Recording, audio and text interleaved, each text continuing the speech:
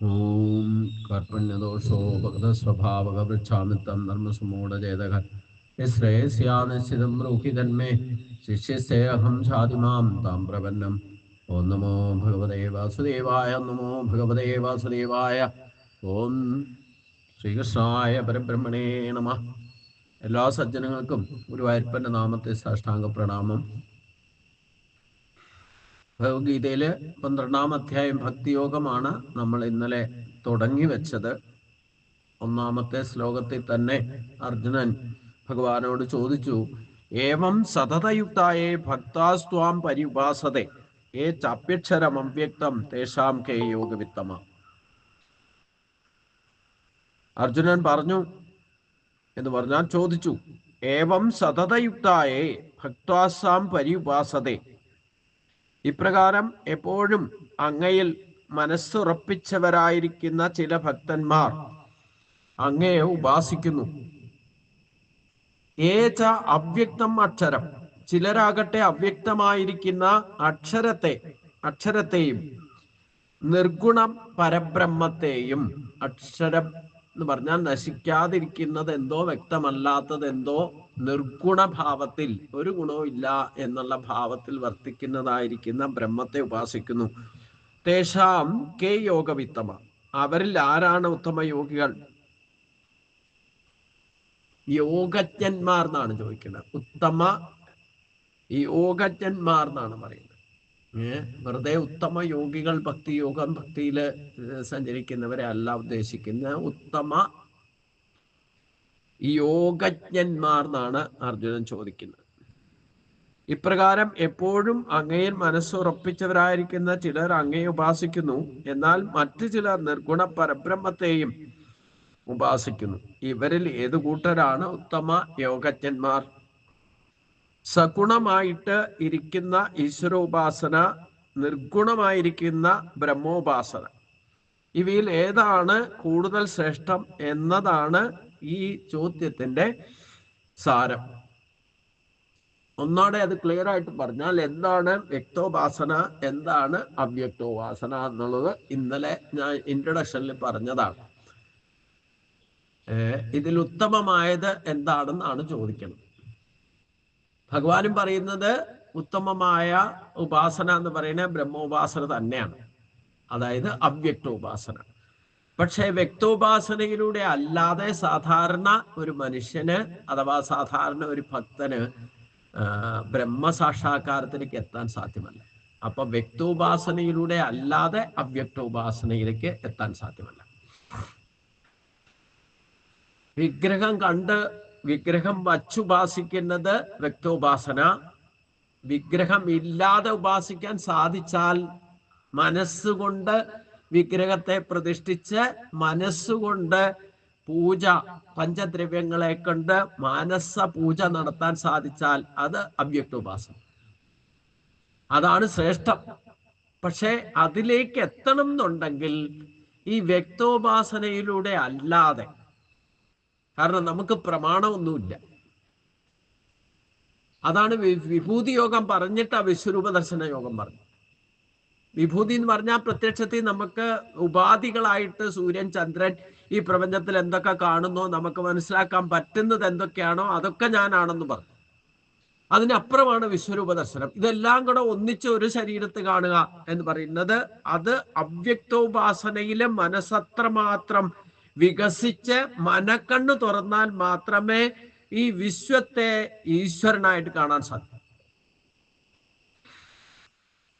അതാണ് ശ്രേഷ്ഠം. നമ്മൾ സാധാരണ നാമം ജപിക്കുന്നത് പോലും ഉത്തമമായ ജപമാർഗം ഏതാ? ഒന്ന് ഉച്ചരതി, രണ്ടാമത്തെ ഉപാംശവും, മൂന്നാമത്തത് മനന പ്രക്രിയ. അതായത് ജപിക്കാതെ ജപിക്കുക, അജപാജപത്തിലേക്ക് എത്തുക. അത് മനസ്സിൽ ജപിക്കാൻ സാധിക്കുക, തെറ്റാതെ ശ്രദ്ധയോടെ നമുക്ക് മനസ്സിൽ മാത്രം ജപിക്കാൻ സാധിക്കുക. ശബ്ദബ്രഹ്മത്തെ, അക്ഷരബ്രഹ്മത്തെ ഉപയോഗിക്കാൻ മനസ്സവ്യക്തമാണ്. ആ മനസ്സിലൂടെ സഹസ്രനാമം വായിക്കാൻ സാധിക്കണം, ഗീത വായിക്കാൻ സാധിക്കണം. അപ്പൊ മനസ്സും ബുദ്ധിയും അഹങ്കാരവും കൂടെ ചേർന്നാൽ അല്ലാതെ അന്ധകരണ ശുദ്ധിയില് ഇത് പ്രവർത്തിക്കില്ല. ഈ മനനപ്രക്രിയ എന്ന് പറയുന്നത് സാധിക്കണം എന്നുണ്ടെങ്കിൽ മനസ്സും ബുദ്ധിയും അഹങ്കാരവും ഇത് മൂന്നും അവ്യക്തമാണ്. ഇതിനെയാണ് അന്ധക്കരണം എന്ന് പറയുന്നത്. മറ്റേ 5 കൂട്ടങ്ങള് കൊണ്ട് നിർമ്മിച്ചിരിക്കുന്ന ശരീരം നമുക്ക് വ്യക്തമാണ്. അപ്പൊ ശരീരം വ്യക്തിപരമായിട്ട് വ്യക്തമായിട്ട് കിട്ടിയിരിക്കുന്ന ആ ശരീരം ഉപയോഗിച്ചുകൊണ്ട് ഏറ്റവും വലിയ ധർമ്മം എന്താ?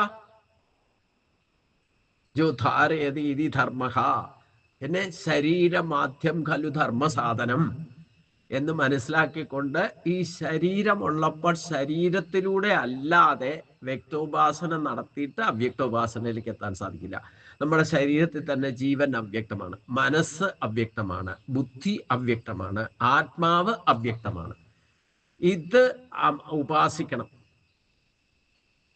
മനസ്സും ബുദ്ധിയും അഹംബോധവും ചേർന്നാൽ അത് ബ്രഹ്മമായി. ഈ 3 കൂട്ടങ്ങളെ ഒരു തലത്തിലേക്ക് എത്തുമ്പം അത് ബ്രഹ്മോപാസനയായി. ബ്രഹ്മം മാത്രമേ സത്യമുള്ളൂ.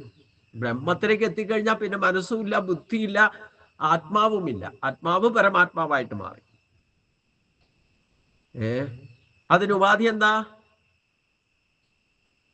അത് ശരീരത്തിലൂടെ സാക്ഷാത്കരിക്കണം. ശരീരം അതിനാ കിട്ടിയേക്കണത്.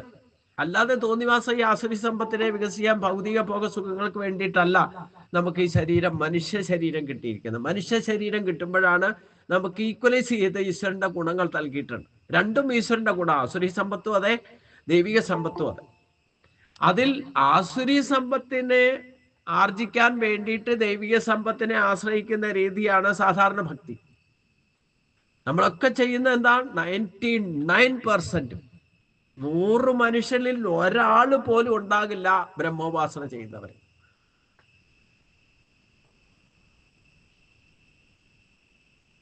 എല്ലാവരും ഭൗതിക ഭോഗ സുഖങ്ങൾക്ക് വേണ്ടിയിട്ടാണ് ഈശ്വരനെ ആശ്രയിക്കുന്നത്. അതൊന്നും നിലനിൽക്കില്ല. അതുകൊണ്ട് ഒരിക്കലും ആർക്ക് സമാധാനം എന്ന് പറയുന്നത് കിട്ടുന്നുമില്ല. എല്ലാവരും ആഗ്രഹിക്കുന്ന ശാശ്വതമായ സമാധാനമാണ്. അതിനു വേണ്ടിയിട്ട് ഓടി നടക്കുന്നത്. പക്ഷെ ഒന്ന് കഴിയുമ്പോഴത്തേക്കും മറ്റൊന്ന് വരും. അപ്പൊ ഒരിക്കലും സാധ്യമായ സമാധാനം വന്നും പോയും ഇരിക്കുന്ന അവസ്ഥയിൽ ആണ് ഈ സദ്ഗുണോപാസന. അതായത് ഈശ്വരന്റെ ഗുണങ്ങൾ തന്നെയാണ് നമ്മൾ ഉപാസിക്കുന്നത്. അതുകൊണ്ടാണ് ജീവിക്കുന്നത്. ദൈവിക സമ്പത്ത് 26 ഗുണങ്ങളാണെങ്കിൽ ഈ അസുരീ സമ്പത്ത് ആകുന്ന ഭോഗസുഖങ്ങളെ നമുക്ക് ആശ്രയിച്ച് ജീവിക്കണം എന്നുണ്ടെങ്കിൽ ദൈവിക സമ്പത്തിന്റെ 50% ഉപയോഗിക്കാത്ത ഒരു നിരീശ്വരവാദിക്കും ഒരു യുക്തിവാദിക്കും ജീവിച്ചിരിക്കാൻ പോലും സാധ്യമല്ല. പിന്നെ അല്ലേ ചിന്തിക്കാനും പറയാനും പ്രവർത്തിക്കാനും സാധിക്കുക. അത് അവർ ഉൾക്കൊള്ളുന്നില്ല എന്നേ ഉള്ളൂ. അതാ ഞാൻ പറഞ്ഞത്, യഥാർത്ഥത്തിൽ ഈ വ്യക്തോപാസന ചെയ്യുന്നവരും അവ്യക്തോപാസന ചെയ്യുന്നവരും ഇല്ലെങ്കിൽ ഈശ്വരവാദിയും നിരീശ്വരവാദിയും എന്റെ കാൽക്കുലേഷനിൽ 2 കൂട്ടരും അന്ധവിശ്വാസികളാണ്. എന്താ കാരണം? ഈശ്വരനുണ്ടെന്ന് വാദിക്കുന്ന എന്നോട് വരെ നിങ്ങൾ എനിക്ക് ഈശ്വരനെ കാണണം, എന്താ പ്രമാണം എന്ന് ചോദിച്ചാൽ എനിക്ക് കാണിച്ചു തരാൻ സാധ്യമല്ല. ഇത് ആർക്കും സാധ്യമല്ല. എത്ര മഹാത്മാവായാലും ബ്രഹ്മജ്ഞാനിയാണെന്ന് പറഞ്ഞാലും ഈ ജ്ഞാനത്തെ നമുക്ക് പ്രകടമാക്കി കാണാൻ സാധിക്കുമോ? പ്രത്യക്ഷമാക്കി കാണിക്കാൻ പറ്റുമോ? പ്രമാണം കൊടുക്കാൻ സാധിക്കുമോ? ഈശ്വരൻ ഇല്ല എന്ന് പറയുന്ന ആൾക്കും ഇല്ല എന്ന് തെളിയിക്കാൻ സാധിച്ചില്ല. ഇന്ന് വരെ സാധിച്ചിട്ടില്ല, സാധിക്കുകയുമില്ല. അപ്പൊ ഈശ്വരൻ ഉണ്ടെന്ന് പറയുന്നയാളും ഈശ്വരൻ ഇല്ല എന്ന് പറയുന്നതും 2 കൂട്ടരും അന്ധവിശ്വാസികളാണ്. ഈശ്വരൻ ഇല്ല എന്ന് പറയുന്നവരും കണ്ണു അടച്ച് അന്ധമായിട്ട് വിശ്വസിക്കാം. ഈശ്വരൻ ഉണ്ടെന്ന് പറയുന്നതും എന്താ കാര്യം ഈശ്വരൻ ആരാന്ന് തിരിച്ചറിയാതെ എന്തൊക്കെയോ ചെയ്തു കൂട്ടുന്നു എന്ന് മാത്രമേ ഉള്ളൂ. പ്രത്യക്ഷ ഭക്തിയും പ്രകടന ഭക്തി കൊണ്ടൊന്നും ഈശ്വര സാക്ഷാത്കാരം സാധ്യമല്ല. എന്നാൽ ഈ 2 കൂട്ടർ ഉപയോഗിക്കുന്ന ശരീരമാണ്. ശരീരം പ്രൊഡക്റ്റ് ആരുടെ? ഗുരുവായൂരപ്പന്റെ തന്നെ പ്രൊഡക്ഷനാണ്. അതുണ്ടാക്കിയതും ഗുരുവായൂരപ്പനാണ്. അത് അപരാശക്തി കണ്ടാണ്. ഭൂമിരാപോ അനലോ വായുഖം മനോ ബുദ്ധിരേവത 8 കൂട്ടം കൂട്ടിയിട്ടാണ് ശരീരം ഉണ്ടാക്കി തന്നേക്കുന്നത്. ഈ ശരീരത്തിൽ പരാശക്തിയാകുന്ന ഗുരുവായൂരപ്പന്റെ ശക്തിയെ നിറച്ചു വെച്ചിരിക്കുന്ന ആരാ? ഗുരുവായൂരപ്പൻ.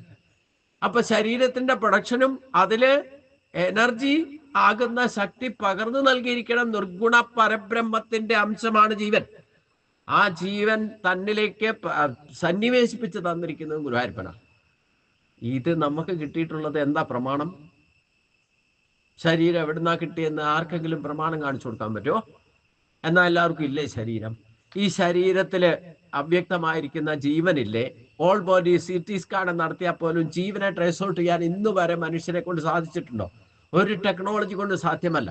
നമ്മുടെ ശരീരത്തിലുള്ള എല്ലാ അവയവങ്ങളും നമുക്ക് ഫോട്ടോ എടുക്കാം, അല്ലേ? അകത്തുള്ളത് വരെ എക്സ്റേ എടുത്തിട്ടോ CT സ്കാൻ നടത്തിയിട്ടോ നമുക്ക് അത് ഓരോന്ന് സെല്ല് ബൈസ് ഓരോ കോശങ്ങൾ വരെ രോമകൂപങ്ങൾ വരെ എവിടുന്നാ പുറപ്പെടുന്നത് എന്നൊക്കെ കണ്ടുപിടിക്കും, അല്ലേ? പക്ഷെ ജീവൻ എവിടെയെന്ന് കണ്ടുപിടിക്കാൻ പറ്റുമോ? മനസ്സിന്റെ സ്കാൻ എടുക്കാൻ പറ്റിയിട്ടുണ്ടോ? ബുദ്ധിയുടെ സ്കാനിങ് നടത്താൻ പറ്റിയിട്ടുണ്ടോ? ആത്മാവിന്റെ സ്കാനിങ് നടത്താൻ പറ്റിയിട്ടുണ്ടോ? ഇതാണ് അവ്യക്തം. ഈ ശക്തിയാണ് ഈശ്വരൻ എന്ന് പറയുന്നത്. ഒരു വ്യക്തിയല്ല, അതൊരു ശക്തിയാണ്. ഈ ഇലക്ട്രിസിറ്റി വരുന്നുണ്ട്, അതിന്റെ ഫോട്ടോ എടുക്കാൻ പറ്റുമോ? ഇപ്പൊ ഞാൻ സംസാരിക്കുന്ന ഈ മൈക്കിലേക്ക് വരുന്ന ഇലക്ട്രിസിറ്റി, ഇതിന്റെ ഫോട്ടോ എടുത്തിട്ട് നിങ്ങളെ കാണിക്കാൻ പറ്റുമോ?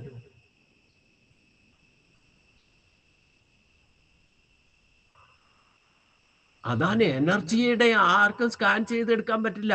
അത് അനുഭവിച്ചറിയാൻ നിവൃത്തിയുള്ളൂ. അപ്പൊ അതുകൊണ്ട് അനുഭവിച്ചറിയണമെന്നാണ് സാക്ഷാത്കാരം. നിങ്ങൾക്ക് ഈശ്വരനെ കാണണോ, നിങ്ങൾ ഈശ്വരനായി മാറണം. നിങ്ങൾക്ക് ഈശ്വരനെ കേൾക്കണോ, നിങ്ങൾ ഈശ്വരനായി മാറണം. അല്ലാതെ ഇത് ഞാൻ ഈശ്വരനെ അറിയും, ഈശ്വരനെ കണ്ടിട്ടുണ്ട്, ഈശ്വരനെ കേട്ടിട്ടുണ്ട് എന്ന് ഞാൻ നിങ്ങളോട് പറഞ്ഞാൽ നിങ്ങൾക്കത് ബോധ്യം വരണമെന്ന് എനിക്ക് യാതൊരു നിർബന്ധവുമില്ല. നിങ്ങളുടെ ചിന്തയിലും നിങ്ങളുടെ വാക്കിലും നിങ്ങളുടെ പ്രവൃത്തിയിലും ഈശ്വരൻ പ്രവർത്തിക്കുന്നത് നിങ്ങൾ അറിയണം. അതറിയാനുള്ള ഒരേ ഒരു മാർഗം എന്താ? ശരീരമാദ്യം ഖലു ധർമ്മസാധനം. ഈ ശരീരം മാത്രമാണ് ഉപാധി. തുടക്കക്കാരൊരിക്കലും ശരീരമില്ല, ജഡമാണെന്ന് ചിന്തിക്കണ്ട. ആ ശരീരത്തിലൂടെ മാത്രമേ ദേഹബോധത്തെ വിട്ട് ദേഹിബോധത്തിലേക്ക് എത്താൻ സാധിക്കുന്നു. ആ ഒരു സ്റ്റേജിലേക്ക് എത്തണമെങ്കിൽ ഇനി എത്ര ജന്മങ്ങൾ വേണ്ടി വരും? നമ്മളൊക്കെ തുടക്കക്കാരാ. ഞാൻ 500 വർഷമായിട്ട് ജീവിച്ചിരിക്കുന്ന ആളാ, പക്ഷെ എനിക്കിപ്പോഴും ബോധ്യമായിട്ടില്ല. അതുകൊണ്ടല്ലേ പിന്നെ ശരീരം എടുത്തു വരണ്ടേ. ബോധ്യം വന്ന് ഈശ്വരനായിട്ട് ലയിച്ചു കഴിഞ്ഞാൽ പിന്നെ രണ്ടാമത് വരേണ്ട ആവശ്യമില്ലല്ലോ.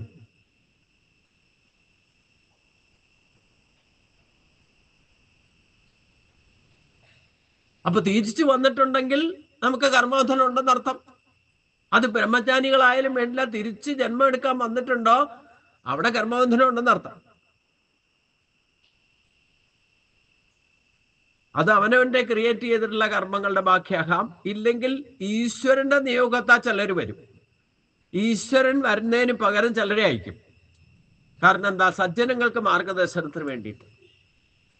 അങ്ങനെയുള്ള മഹാത്മാക്കൾ, ആ സപ്തർഷികളും അങ്ങനെയുള്ള മഹാത്മാക്കളൊക്കെ ജന്മം എടുത്തു വന്നിട്ട് ഭഗവാൻ പോലും അവതാരം എടുത്തു വന്നത് സജ്ജനങ്ങൾക്ക് വേണ്ടിയിട്ടാണ്. എത്ര അവതാരങ്ങൾ എടുത്തിട്ടുണ്ട്? നമ്മുടെ കണക്കിൽ 10 അവതാരം ഉള്ളൂ. അതൊന്നുമല്ല, ലക്ഷക്കണക്കിന് കോടിക്കണക്കിന് ഭഗവാന്റെ വിഭൂതികളുണ്ട്. അതൊക്കെ അവതാരമാണ്. നമ്മൾ പ്രധാനപ്പെട്ട മാത്രമേ എടുത്തിട്ടുള്ളൂ. ഭഗവാനും വിഭൂതി പറയുമ്പോൾ പ്രധാനപ്പെട്ട മാത്രമല്ലേ പറഞ്ഞിട്ടുള്ളൂ. ഭഗവാന്റെ അംശ ഏകാംശേന സ്ഥിതോ ജഗത്ത് എന്ന് പറഞ്ഞിട്ട് ഭഗവാന്റെ ശക്തിയുടെ കേവലം കോടി കോടി കോടി കണികകളിൽ അതിലൊരംശം കൊണ്ടാണ് ഈ പ്രപഞ്ചത്തെ പോലും സൃഷ്ടിച്ച് അതിനെ പരിപാലിച്ച് അതിനെ സംഹരിക്കുന്ന വ്യവസ്ഥ നടത്തുന്നതെന്ന് ഭഗവാൻ പറഞ്ഞു. അതുകൊണ്ട് ഇത് കൂടുതലൊന്നും വിസ്തരിച്ചറിഞ്ഞിട്ട് എന്താ കാര്യം എന്ന് ഭഗവാൻ ചോദിച്ചത്, നമ്മളിൽ ആദ്യം മനസ്സിലാക്കണം. നമ്മളിലുള്ള ഈശ്വരനെ നമ്മൾ കണ്ടെത്തണം. അത് ഉപയോഗിക്കാൻ സാധിക്കണം. അതാണ് ഏറ്റവും വലിയ സാക്ഷാത്കാരം. അത് സാധിച്ചാലേ ബാക്കി നമുക്ക് ഈ പ്രപഞ്ചത്തിൽ വ്യാപിച്ചിരിക്കുന്ന വിശ്വരൂപമായിട്ട് നിൽക്കുന്ന ഭഗവാനെ മനസ്സിലാക്കാൻ സാധിക്കുകയുള്ളൂ. ആദ്യം തന്നിൽ സാക്ഷാത്കരിക്കണം. എങ്ങനെ സാക്ഷാത്കരിക്കുക? നല്ല ഉപാധി ശരീരമാണ്. അതുകൊണ്ടാണ് ഞാൻ പറഞ്ഞത്, ആദ്യം നമ്മൾ ഗുരുവായൂരപ്പൻ്റെ ഏറ്റവും വലിയ ഗിഫ്റ്റ് കിട്ടിയിരിക്കുന്നത് ഈ ശരീരമാണ്. ഇത് ഇന്നല്ലേ നാളെ വീണു പോകുന്നതാണ്. ഇപ്പോൾ ഉണ്ടല്ലോ, ഈ ഉള്ളപ്പം ഇതിലൂടെ ഈശ്വരനെ സാക്ഷാത്കരിക്കാൻ ശ്രമിക്കുന്നതാണ് യഥാർത്ഥ ഭക്തി. അപ്പൊ ശരീരമാണ് മാധ്യമം, ശരീരം ധർമ്മക്ഷേത്രമാണെന്ന് ഭഗവാൻ തന്നെ പറഞ്ഞിട്ടുണ്ട്. ഇതം ശരീരം കൗന്ദേയ ക്ഷേത്രം ഇത്യഭിധീയതേ. ഈ ശരീരം ക്ഷേത്രമാണ്, അതിനെ ക്ഷതം വരാതെ കാത്തു സംരക്ഷിക്കുന്നതാണ് ആദ്യത്തെ വ്യക്തോപാസന എന്ന് ഞാൻ പറഞ്ഞു. അതിനെ ജനിക്കുമ്പം മുതൽ അത് നഷ്ടപ്പെടുന്നത് വരെ സൂക്ഷിക്കാനുള്ള അധികാരം മാത്രമേ ഉള്ളൂ നമുക്ക്. സൂക്ഷിപ്പുകാരാണ്, ഈശ്വരന്റെ പ്രൊഡക്ഷനാണ്, ഈശ്വരന്റെ വസ്തുവാണ്. എൻ്റെ എന്ന് പറയാൻ പോലും നമുക്ക് ആർക്കും അധികാരമില്ല. പഞ്ചഭൂതങ്ങളെ ചേർത്ത് ഭഗവാന്റെ മനസ്സും ബുദ്ധിയും അഹങ്കാരവും ചേർത്തിട്ടാണ് ഈ ശരീരത്തെ ഞാനെന്നും എൻ്റെ എന്നും പറയാനുള്ള അധികാരം നമുക്ക് കിട്ടിയിരിക്കുന്നത്. ആ ശരീരത്തിന്റെ കേവലം സൂക്ഷിപ്പുകാരാണ് നമ്മൾ. അതിലെ ഞാനെന്നും എൻ്റെ എന്നും പറയാനുള്ള അധികാരം പോലുമില്ല. നമ്മളൊക്കെ കേവലം നിമിത്തമാണ്. എന്തിന്? ധർമ്മത്തിന് ക്ഷതം വരാതെ ഇരിക്കാൻ വേണ്ടിയിട്ട് ഭഗവാന്റെ കൂടെ നിൽക്കുക എന്നുള്ളതാണ് നമ്മുടെയൊക്കെ ധർമ്മം. അത് ആര് തെറ്റിക്കുന്നുവോ അവരെയൊക്കെ ഡിസ്റ്റർബ് ചെയ്യും, വീണ്ടും ജന്മം കൊടുക്കും. ജാതസ്യകീ ധ്രുവോ മൃത്യു ധ്രുവം ജന്മ മൃതസ്യജ എന്ന് ഭഗവാൻ കൃത്യമായിട്ട് പറഞ്ഞിട്ടുണ്ട്. എന്ന് വരെ നിങ്ങൾക്ക് ഈശ്വര സാക്ഷാത്കാരത്തിലേക്ക് എത്താൻ സാധിക്കുന്നില്ലോ അന്ന് വരെ ഭഗവാന്റെ കാര്യം കൊണ്ട് വ്യത്യസ്ത രൂപത്തിലും നാമത്തിലും നിങ്ങൾക്ക് ജന്മം കിട്ടിക്കൊണ്ടേയിരിക്കും. പുനരഭിജനനം, പുനരഭിമരണം, ഇതിന് യാതൊരു സീമയില്ല. ഈ കൽപ്പാന്ത കാലത്തോടുകൂടി നിങ്ങളുടെ ജന്മങ്ങൾ അവസാനിച്ചു എന്നും വിചാരിക്കേണ്ട. നിങ്ങൾ ഈശ്വര സാക്ഷാത്കാരം നേടിയിട്ടില്ലെങ്കിൽ അടുത്ത കൽപ്പത്തിലും വരേണ്ടി വരും, ഇതേ സ്വഭാവം കൊണ്ട്. പൂർവ്വകൽപ്പത്തിൽ ഉണ്ടായിരുന്ന ആളല്ലേ നാരദർ. ഈ കൽപ്പത്തില് നാരദമുനിയായിട്ട് പറഞ്ഞ ദാസീപുത്രനായിരുന്ന ആളാ. അവിടെ കൽപ്പത്തെ കാലമൊന്നും ഒരു ജീവന് പരിധിയല്ല, ഒരു വേലിക്കെട്ടുമല്ല. നിങ്ങൾ എന്നുവരെ മനുഷ്യജന്മത്തിലൂടെ ഈശ്വര സാക്ഷാത്കാരം നേടുന്നില്ലയോ അന്നുവരെ പുനരഭിജനനം, പുനരഭിമരണം.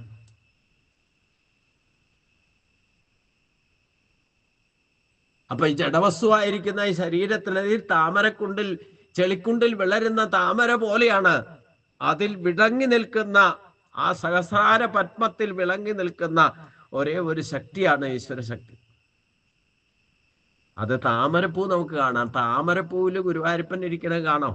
ഇല്ല. ഗുരുവായൂരപ്പൻ കയ്യിൽ താമര പിടിച്ചേക്കണം, വിഗ്രഹം വെച്ച് പൂജിക്കണ്ടേ? എന്തിനാ താമരപ്പൂ പിടിച്ചേക്കണം ഭഗവാൻ? വിടർന്ന താമര.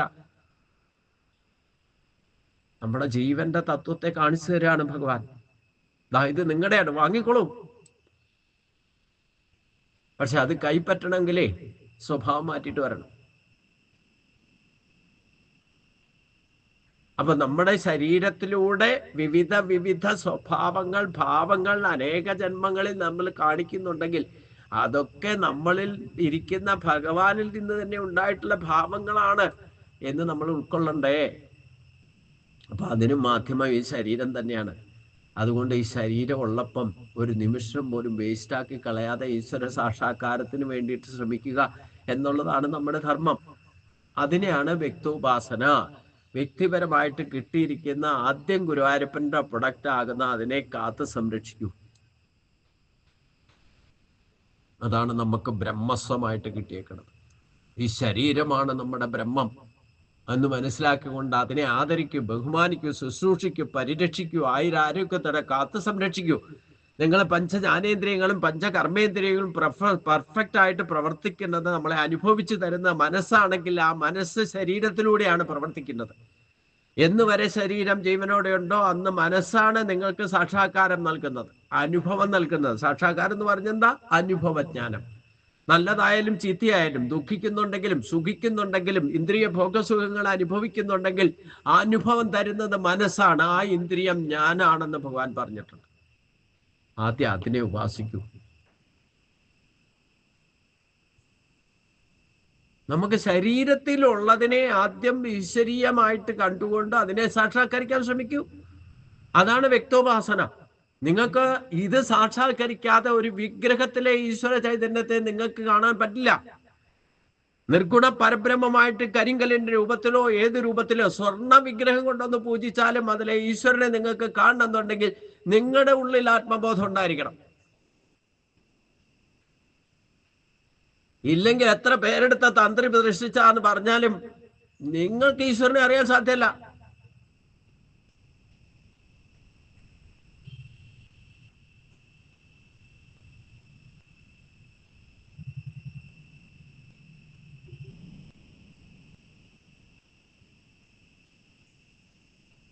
ആദ്യം വ്യക്തോപാസനയിലൂടെ ഈശ്വരനെ ചിന്തിച്ചും പറഞ്ഞും സതതം കീർത്തയൻ തോമാം യതന്തശ്ച ദൃഢാവൃത. നിങ്ങൾ ഈശ്വരനെ പറ്റി അറിഞ്ഞാൽ മാത്രമേ നിങ്ങൾക്ക് ഈശ്വരനെ കീർത്തിക്കാൻ സാധിക്കൂ. നിങ്ങളുടെ അനുഭവങ്ങൾ ഉണ്ടാകുമ്പോൾ പരസ്പരം ബോധഗന്ധ എന്ന ഭാവത്തിലേക്ക് എത്തും. അങ്ങനെ അനുഭവിച്ചറിയണം ഈശ്വരനെ. അല്ലാതെ ഈശ്വരനെ വിശ്വസിക്കാനുള്ളതല്ല, അനുഭവിച്ചറിയാനുള്ളതാണ്. ഇത് അനുഭവിച്ചറിയുന്നത് പരസ്പരം ആ ഒരു ലെവലിൽ എത്തിക്കഴിഞ്ഞാലേ നിങ്ങൾക്ക് പരസ്പരം ബോധിപ്പിക്കാനും പറഞ്ഞു മനസ്സിലാക്കാനും പറഞ്ഞാൽ കേട്ടിരിക്കണമെങ്കിലും ആ അത്തരത്തിൽ ബോധമുള്ളവരെ അത് കേൾക്കാനും മനസ്സിലാക്കാനും സാധിക്കും. ഈശ്വരീയ അവബോധമില്ലാത്തത് ആണ് ഈ പ്രദേശത്തുള്ളതെന്നുള്ളതിന്റെ ഏറ്റവും വലിയ തെളിവാ എന്റെ മുമ്പിൽ ഈ കസേരയൊക്കെ കാലിയായി കിടക്കണത്. ഭക്തരാണെന്ന് ചോദിച്ചാൽ ഭക്തരാണ്. നാമം ജപിക്കുന്നുണ്ടോ എന്ന് ചോദിച്ചാൽ ഉണ്ട്, അല്ലേ? ക്ഷേത്രദർശനം നടത്തുന്നുണ്ടോ? ഉണ്ട്. ഇതൊക്കെ ചോദിച്ചാൽ ഉണ്ട്. അത് വളരെ 25% ഉണ്ടാവുള്ളൂ. ടോട്ടലി എന്താ പറഞ്ഞേ, അന്ധവിശ്വാസികളാണ്. അങ്ങനെയൊന്നും എളുപ്പമൊന്നും ഈശ്വരനെ മനസ്സിലാക്കാൻ പറ്റില്ല. നമ്മൾ വിചാരിക്കുന്ന പോലെയൊന്നും അല്ല.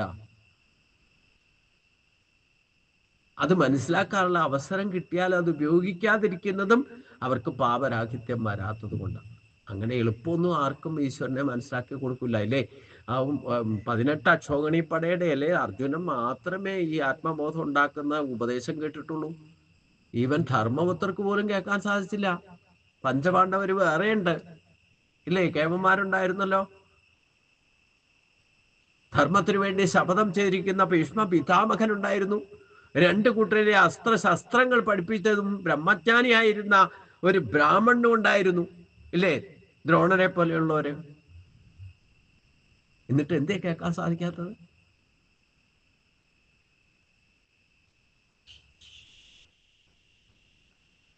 അപ്പൊ ഈശ്വര സാക്ഷാത്കാരം ഇല്ലെങ്കിൽ ബ്രഹ്മോപാസന എന്ന് പറയുന്നതും അതും വ്യക്തോപാസനയിലൂടെ ബ്രഹ്മസാക്ഷാത്കാരത്തിലേക്ക് പോകുക എന്ന് പറയുന്നത് അത്ര എളുപ്പമൊന്നും അല്ല എന്ന് ഭഗവാൻ തന്നെ പറയുന്നുണ്ട്. ഈ ഭക്തിയോഗം ശരിക്കും നമ്മൾ ഇരുന്ന് പഠിക്കണം. കാരണം വിശ്വരൂപ ദർശനം നടത്തിയിട്ട് ഭഗവാൻ എന്താ പറഞ്ഞേ? ഭൗതികമായിട്ടുള്ള എന്ത് ആക്ടിവിറ്റീസ് കൊണ്ടും എന്നെ സാക്ഷാത്കരിക്കാൻ നിങ്ങൾക്ക് സാധിക്കില്ല.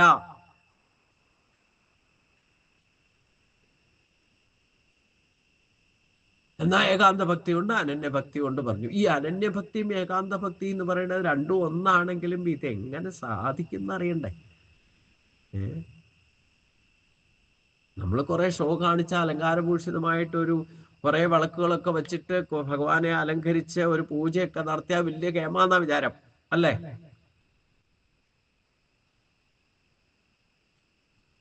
അങ്ങനെ വിസ്തരിച്ച് നടത്തിയാൽ പോലും പൂജകൻ എപ്പോ പറയുന്നോ ദാ എല്ലാരും വന്നോളൂ കേട്ടോ, തൊഴാറായി എന്ന് പറഞ്ഞാലേ തൊഴുള്ളൂ. ആ കർമ്മം നടക്കുമ്പോഴെങ്കിലും ഒരു കുടുംബത്തിലായാലും ഒരു ക്ഷേത്രത്തിലായാലും 100% ആൾക്കാർ അത് അറ്റൻഡ് ചെയ്യുന്നുണ്ടോ ശ്രദ്ധയോടെ? ഒന്ന് ചിന്തിച്ചു നോക്കൂ. നിങ്ങളുടെ വീട്ടിൽ വെച്ചിട്ട് കേമായിട്ട് ഒരു നല്ലൊരു പൂജകനെ ഈ പറയുന്ന ഷോയൊക്കെ കാണിച്ച് അലങ്കാരഭൂഷിതനായിട്ട് ഒരു പൂജയൊക്കെ നടത്തുന്നുണ്ട്, ഒരു ത്രികാല പൂജ നടത്തുന്നുണ്ട്, ഇല്ലെങ്കിൽ ഒരു ഗണപതി ഹോമം നടത്തുന്നുണ്ട്, 1000 തേങ്ങ കൊണ്ടോ ഇല്ലേ മഹാഗണപതി ഹോമം ഒക്കെ നടത്ത് ആനെ തന്നെ പ്രത്യക്ഷമാക്കിക്കൊണ്ട് പൂജ നടത്തുന്നുണ്ട്. ഇതൊക്കെ ചെയ്യുമ്പോഴും അവിടെയൊക്കെ ശ്രദ്ധിച്ചോളൂ, അവസാനം പൂജകൻ പറയുമ്പോഴേ അവിടെ എത്താറുള്ളൂ എല്ലാവരും. 100% ആൾക്കാരും ദാ തൊഴാറായിട്ടോ എന്ന് പറയുമ്പോഴത്തേനാ മണിയടി കേൾക്കുമ്പോഴായിരിക്കും ചിലർ ഓടി വരണേ. ഇങ്ങനെ പറഞ്ഞാലും ചിലർ കേൾക്കില്ല. മണിയടിച്ചാ വന്ന് തൊഴുന്ന ഒരു നായ ഉണ്ടായിരുന്നു. ഞാൻ 7 വർഷം വെച്ച് ലക്ഷ്മി നാരായണനെ വെച്ച് പൂജിക്കുമ്പോ എൻ്റെ ഇല്ലത്തെ തൊടിയില് എവിടെ ചുറ്റിക്കറങ്ങിയാലും വേണ്ടില്ല, മണിയടി ശബ്ദം കേട്ടാൽ അത് ഗേറ്റ് കടന്നു വരും, അവിടെ തൊഴും. പിന്നെ കുട്ടികൾക്ക് കൊടുക്കുന്ന അവിടെ പ്രസാദം കഴിക്കാതെ അതവിടെ നിന്ന് പോകുന്ന പ്രശ്നം. ഞാൻ വിളിച്ചിട്ട് വന്നൊന്നുമില്ല, ഞാൻ അതിനെ വളർത്തുന്നുമില്ല.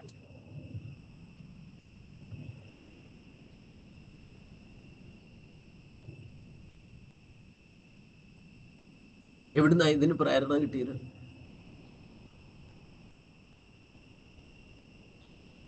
അപ്പം ആത്മാവെന്ന് പറയുന്നത് നമ്മുടെ ഉള്ളിലിരിക്കുന്നതും ഒരു നായയുടെ ഉള്ളിലിരിക്കുന്നതും ആനയുടെ ഉള്ളിലിരിക്കുന്നതും ഒരു ഉറുമ്പിലിരിക്കുന്നതും ഒക്കെ ആത്മാവ് തുല്യം തന്നെയാണ്. ആ ആത്മാവിനെയാണ് ഉപാസിക്കേണ്ടത്, അതിനെയാണ് സാക്ഷാത്കരിക്കേണ്ടത്. അതൊരു ഉറുമ്പല്ലേ, ഒരു ആനയല്ലേ, ഒരു പട്ടിയല്ലേ എന്നൊക്കെ പറഞ്ഞാൽ അവഗണിക്കേണ്ട സംഗതിയൊന്നും അല്ലാതെ.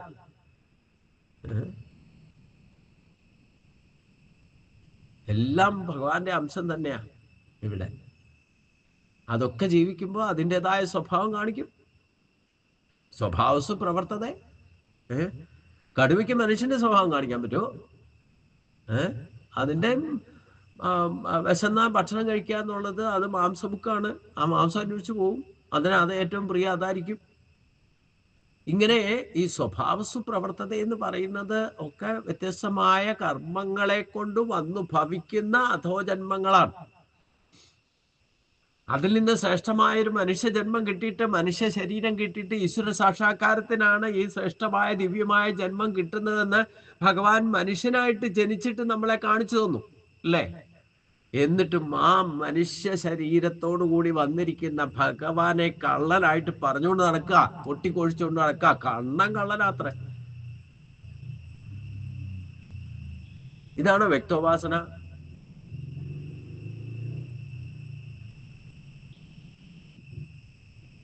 വ്യക്തമായിട്ട് ആരാ കള്ളൻ ഭഗവാൻ കൃത്യമായിട്ട് ഗീതയിൽ പറഞ്ഞിട്ടുണ്ട് അല്ലേ?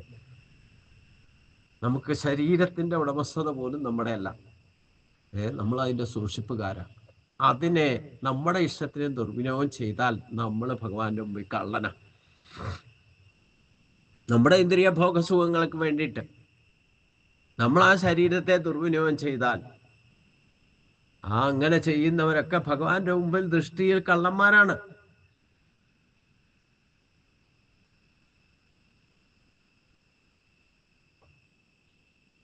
അവിടെ ഉപയോഗിക്കുന്ന ഈശ്വരന്റെ ശക്തിയാ. അതുകൊണ്ടാണ് ഇഷ്ടകാര്യങ്ങളൊക്കെ നടക്കുന്നതും ഭൗതികമായിട്ടുള്ള നേട്ടങ്ങൾ ഉണ്ടാക്കുന്നത്. ആ ഇഷ്ടഭോഗങ്ങൾ കിട്ടിയിട്ട് മറ്റാർക്കും കൊടുക്കാതെ, ദൈവം ഈശ്വരനോ കൊടുക്കില്ല, മറ്റുള്ളവർക്കും കൊടുക്കാതെ തൻ്റെ എന്ന് പറഞ്ഞുകൊണ്ടിരുന്നാൽ അവരൊക്കെ ഭഗവാന്റെ മുമ്പിൽ കള്ളനാന്ന് ക്ലാരിഫൈ ചെയ്ത് തന്നിട്ടുണ്ട്. അതൊന്നും എത്ര പറഞ്ഞാലും ഇങ്ങോട്ട് മനസ്സിലാക്കണം എന്നുണ്ടെങ്കിലേ ഗീത ഗഹനമായിട്ട് പഠിക്കണം. അപ്പോഴേ ആരാ കള്ളനോ ആരാ കള്ളൻ അല്ലാതിരിക്കുന്നു എന്നൊക്കെ മനസ്സിലാക്കണം അല്ലേ? അർജുനന് പോലും വിശ്വരൂപ ദർശനം എത്തുമ്പോഴാണ് യഥാർത്ഥത്തിൽ ഞാൻ ആരാ എന്താണെന്ന് മനസ്സിലായി. ഭഗവാന്റെ മുമ്പിൽ താൻ ആരാന്ന് മനസ്സിലാകുന്നത് പോലും വിശ്വരൂപ ദർശനത്തിലേക്ക് എത്തുമ്പോഴാണ്. അപ്പോഴാണ് ഈശ്വരൻ ആരാന്ന് ചോദിക്കുന്നത്. അങ്ങ് ആരാണ്? അങ്ങയുടെ പുറപ്പാട് എന്തിനാണ്? ഈ വിശ്വരൂപം വെച്ചുകൊണ്ട് അങ്ങ് എന്താണ് ചെയ്യാൻ ഉദ്ദേശിക്കുന്നത് എന്നുള്ള ചോദ്യങ്ങളൊക്കെ വന്നത് തന്നെ താൻ ആരാന്ന് മനസ്സിലായപ്പോഴാ. ഭഗവാന്റെ മുമ്പിൽ താൻ ആരുമല്ല, ഒന്നുമല്ല എന്ന് മനസ്സിലായി. അത് ഭഗവാൻ നീ ആരാന്നുള്ള ഭഗവാൻ പറയുന്നത്, നീ കേവലം നിമിത്താ. ഞാൻ ചെയ്യേണ്ട കാര്യം നിന്നെ കൊണ്ട് ചെയ്യിപ്പിക്കാൻ വേണ്ടിയിട്ട് ഞാൻ ആയുധം എടുക്കില്ല എന്ന് പറഞ്ഞുകൊണ്ട് ഇവിടെ വന്ന് നിൽക്കുന്നത് നിന്നെ കൊണ്ട് ചെയ്യിപ്പിക്കാൻ വേണ്ടിയിട്ടാ. ഒരു കാര്യം ചെയ്യാൻ വളരെ എളുപ്പാ, പക്ഷെ ചെയ്യിപ്പിക്കാൻ വലിയ പാടാ. ഒന്ന് പറഞ്ഞ് മനസ്സിലാക്കി ചെയ്യാൻ പറഞ്ഞപ്പോ ചെയ്യില്ല എന്ന് പറഞ്ഞുകൊണ്ട് ഇരുന്ന ആളാ അല്ലേ? നമ്മൾ മറ്റൊരാളെ കൊണ്ട് ഒരു കാര്യം ചെയ്യിപ്പിക്കാൻ പുറപ്പെട്ടാൽ ഇത് ആദ്യം അത് നിഷേധിക്കും. എന്റെ ജോലിയല്ല എന്ന് പറയും. ഇത് ഞാൻ ചെയ്യില്ല എന്ന് പറയും. അത് അച്ഛൻ പറഞ്ഞാലും വേണ്ടില്ല, അമ്മ പറഞ്ഞാലും വേണ്ടില്ല. പണ്ടേ ഉള്ള സ്വഭാവ അവിദ്യാദി ദോഷങ്ങളെ കൊണ്ട് അച്ഛനമ്മമാര് പറഞ്ഞാൽ കേൾക്കാതിരിക്കാന്ന് പറയും.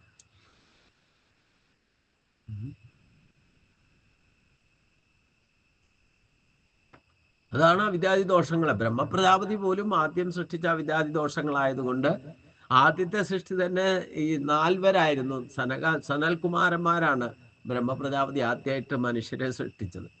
അവര് 4 പേരോടും പറഞ്ഞു, ചില കാര്യങ്ങൾ നിങ്ങൾ പോയി ചെയ്യണം, നിങ്ങൾ പ്രജാസൃഷ്ടി നടത്താനൊക്കെ പറഞ്ഞു. ഞങ്ങൾക്ക് സൗകര്യമില്ലാന്നു, ഞങ്ങൾ അതിനായിട്ടല്ല വന്നതെന്ന് പറഞ്ഞു. അവര് ജന്മനാൽ തന്നെ ബ്രഹ്മജ്ഞാനികളായിരുന്നു, ചിരഞ്ജീവികളായിരുന്നു. ഉണ്ടായപ്പോ അതേ പ്രായത്തിൽ, അതുകൊണ്ട് സനൽ കുമാരന്മാർ എന്ന് വിശേഷിപ്പിക്കുന്നവരെ. ആദ്യം തന്നെ അവര് പറഞ്ഞ എന്താ, ഞങ്ങൾ ഇതിനൊന്നും വന്ന ആളല്ല, പ്രജാസൃഷ്ടിയൊക്കെ നടത്താൻ വേറെ വഴി അന്വേഷിച്ചോളൂ, ഞങ്ങൾ അതിന് വന്നതല്ല എന്ന് പറഞ്ഞു. എന്നിട്ട് അവിടുന്ന് ഇറങ്ങിപ്പോയി. പിന്നെ ബ്രഹ്മപ്രജാപതിക്ക് ദേഷ്യം വരെയൊക്കെ ഉണ്ടായി. അങ്ങനെയാണല്ലോ, പറഞ്ഞാൽ കേട്ടില്ലേ, ആദ്യം ദേഷ്യമല്ലേ വരിക. പിന്നീടാണ് കുറച്ച് സൗമ്യഭാവത്തിൽ എത്തിച്ചിട്ട് പിന്നെ സപ്തർഷികളെ സൃഷ്ടിച്ചതൊക്കെ. അതുകൊണ്ടും ആയില്ല. പിന്നെ ദക്ഷപ്രജാപതിയിലേക്കൊക്കെ എത്തിയപ്പോഴാണ് പ്രജാസൃഷ്ടി ശരിക്കും പൂർണ്ണമാകുന്നത് എന്നർത്ഥം. അതിൽ ഒരുപാട് കൺസിക്വൻസീസ് ഒക്കെ ഉണ്ടാകുന്നുണ്ട്.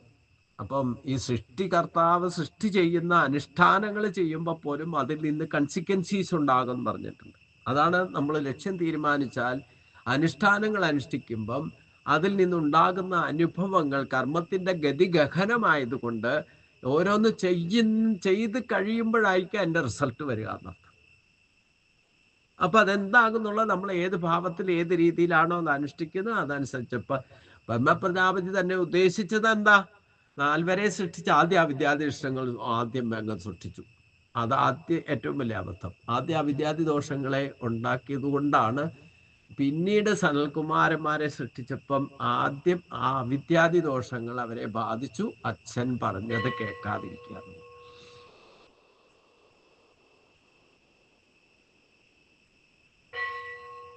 ഇങ്ങനെയാണ് നമ്മളൊക്കെ ജനിച്ചിരിക്കുന്നത്. അങ്ങനെയാണ്.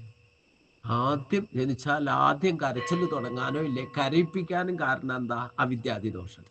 അവിദ്യാദി ദോഷങ്ങൾ എന്ന് പറഞ്ഞാൽ അജ്ഞതയിൽ നിന്നുണ്ടാകുന്ന ദോഷങ്ങൾ.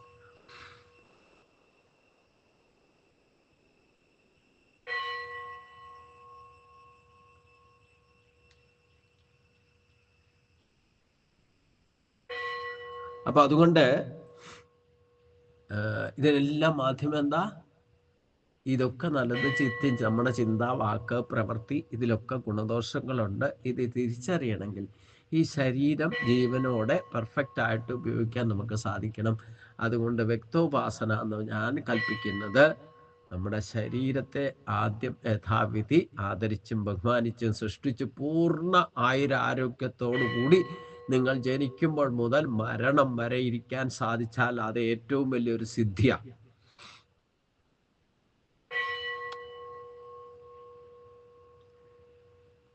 ഭക്തിയോഗ സിദ്ധിയിൽ ഏറ്റവും വലിയ സൃഷ്ടി ആയുരാരോഗ്യത്തോടെ ശരീരത്തിന് യാതൊരു വിധ ക്ഷതവും ഇല്ലാതെ ജീവിതകാലം ജീവിക്കാൻ സാധിച്ചാൽ അതാണ് അനായാസേന ജീവിതത്തിന്റെ ആദ്യത്തെ റിസൾട്ട്.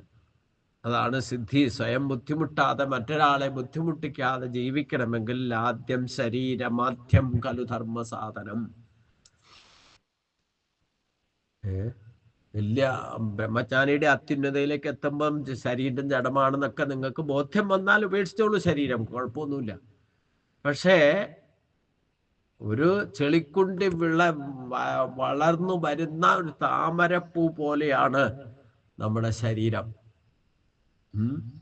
ഇത് മാലിന്യ കൂമ്പാരം ആയിക്കോട്ടെ, പക്ഷെ അതിനുള്ളിൽ ഈശ്വരന്റെ ചൈതന്യമാണ് മനസ്സും ബുദ്ധിയും അഹങ്കാരവുമായിട്ട് ഈ പഞ്ചഭൂതങ്ങളാൽ നിർമ്മിക്കപ്പെട്ടിരിക്കുന്ന ശരീരത്തിൽ ജീവചൈതന്യമായിട്ട് പ്രകാശിക്കുന്നത്.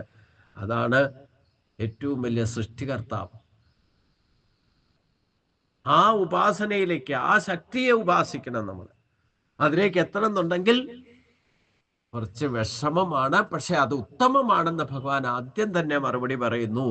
ശ്രീ ഭഗവാൻ വാച മയ്യാവേശ്യ മനോയമാം നിത്യയുക്ത ഉപാസത്തെ ശ്രദ്ധയാ പരയോപേത തേ മേ യുക്തതമാമത. ഭഗവാൻ പറഞ്ഞു, മയി ആവേശ്യ, മനസ്സിനെ എന്നിൽ പ്രവേശിപ്പിച്ച്, നിത്യയുക്ത, എപ്പോഴും എന്നിൽ തന്നെ ഉറപ്പിച്ചു നിർത്തി, പരയാ ശ്രദ്ധയാ ഉപേത, പരമമായ ശ്രദ്ധയോട് കൂടിയവരായിട്ട്, ഏ മാം ഉപാസതേ, യാതൊരുവൻ എന്നെ ഉപാസിക്കുന്നുവോ, തേ യുക്തതമാമത, യുക്തമാം മേ മത, യാതൊരുവൻ എന്നെ ഇപ്രകാരം ഉപാസിക്കുന്നുവോ അവർ ഉത്തമ യോഗികൾ എന്നാണ് എൻ്റെ നിശ്ചയം. അവിടെ സംശയമൊന്നുമില്ല. എൻ്റെ അഭിപ്രായമൊന്നുമല്ല പറഞ്ഞ, എൻ്റെ നിശ്ചയം, എൻ്റെ തീരുമാനം പറഞ്ഞു. അതെന്താണ്? മനസ്സിനെ എന്നിൽ തന്നെ പ്രവേശിപ്പിച്ച് സദാ എന്നിൽ തന്നെ ഉറപ്പിച്ചു നിർത്തി അത്യന്തം ശ്രദ്ധയോടെ ആരാണോ എന്നെ ഉപാസിക്കുന്നത് അവരാണ് ഉത്തമ യോഗികൾ എന്നത്രേ എൻ്റെ നിശ്ചയമായിരിക്കുന്ന അഭിപ്രായം. ധാരമുറിയാതെ ഒഴുകുന്ന എണ്ണ പോലെ ദീർഘകാലം ഉപാസ്യ വസ്തുവിനെ ഇടവിടാതെ ധ്യാനിക്കുന്നതാണ് ഉപാസനം എന്ന് പറയുന്നത് എന്ന് ശങ്കരാചാര്യർ വ്യാഖ്യാനിച്ച് പറഞ്ഞിട്ടുണ്ട്. ഉപാസന എന്ന് പറഞ്ഞാൽ അടുത്തിരിക്കാൻ യോഗ്യതയിടാ. ഉപാസന എന്ന് പറഞ്ഞാൽ തന്നെ എന്താ? അടുത്തിരിക്കുക. ഉപാസനം ഭഗവാന്റെ അടുത്തിരിക്കാൻ യോഗ്യത നേടണം. യഥാർത്ഥ ഭക്തന്റെ ചിത്രം ഈ ശ്ലോകം വരച്ചു കാട്ടുകയും ചെയ്യും. അപ്പൊ ഉത്തമയോഗി എന്ന് പറഞ്ഞാൽ ആരാണ്? എന്ത് ചിന്തിച്ചാലും എന്ത് പറഞ്ഞാലും എന്ത് പ്രവർത്തിച്ചാലും ഒക്കെ ഈശ്വരനെ വിട്ടിട്ട് ഒരു കളിയും വേണ്ടെന്നർത്ഥം. എപ്പോഴും മനസ്സിൽ ഭഗവാനെ തന്നെ ഉറപ്പിച്ച് നിർത്തിക്കൊണ്ട് പ്രവർത്തിക്കണം. അതാണ് പ്രശ്നം, അല്ലെ? നമ്മൾ ജപിക്കാനിരുന്നാലും വേണ്ടില്ല, നമ്മൾ ഇവിടെ ഇരുന്നുകൊണ്ട് തത്തമ്മേ പൂച്ച പൂച്ച എന്ന് പറയുന്ന പോലെ ഇങ്ങനെ ജപിക്കണ്ടാവും. മനസ്സ് എപ്പോ വേണേലും ചാടിപ്പോവും. അതിന് ഒരു വേലിക്കെട്ടൂല. എന്നാ ജപിച്ചു കഴിഞ്ഞിട്ട് പോകാം, അത്രയും നേരം എവിടെ നിൽക്കാന്നൊന്നുമില്ല. അത് അവ്യക്ത സ്വരൂപമാണ്, എപ്പോ വേണേലും ചാടിപ്പോവും. നിങ്ങളും ജപിച്ചോണ്ടിരിക്കുന്നുണ്ടാവും. ഒരു അമ്പലത്തിൽ തൊഴാൻ പോയാലും വേണ്ടില്ല, കൃത്യം കണ്ണടച്ച് നിന്ന് പ്രാർത്ഥിക്കുന്ന സമയത്തും നിങ്ങളുടെ മനസ്സ് എങ്ങോട്ടാ പോണേന്ന് നിങ്ങൾക്ക് മാത്രമേ അറിയൂ. അത് ചിലപ്പോൾ നിങ്ങൾക്കും അറിയില്ല. മനസ്സ് സ്ഥലകാല ബോധമൊക്കെ വിട്ടിട്ട് ബ്ലാങ്ക് ആയിട്ട് നിൽക്കും. ചിലപ്പോൾ എങ്ങടാ പോണേന്ന് അറിയില്ല മനസ്സ്. ചിലപ്പോൾ ആരെങ്കിലും തട്ടി വിളിക്കുമ്പോഴോ ഇല്ല പിന്നെ നിൽക്കുന്നവര് മാറെന്ന് പറയുമ്പോഴായിരിക്കും മാറണേ. ഒരു നിമിഷത്തേക്ക് ബ്ലാങ്ക് ആയിപ്പോ.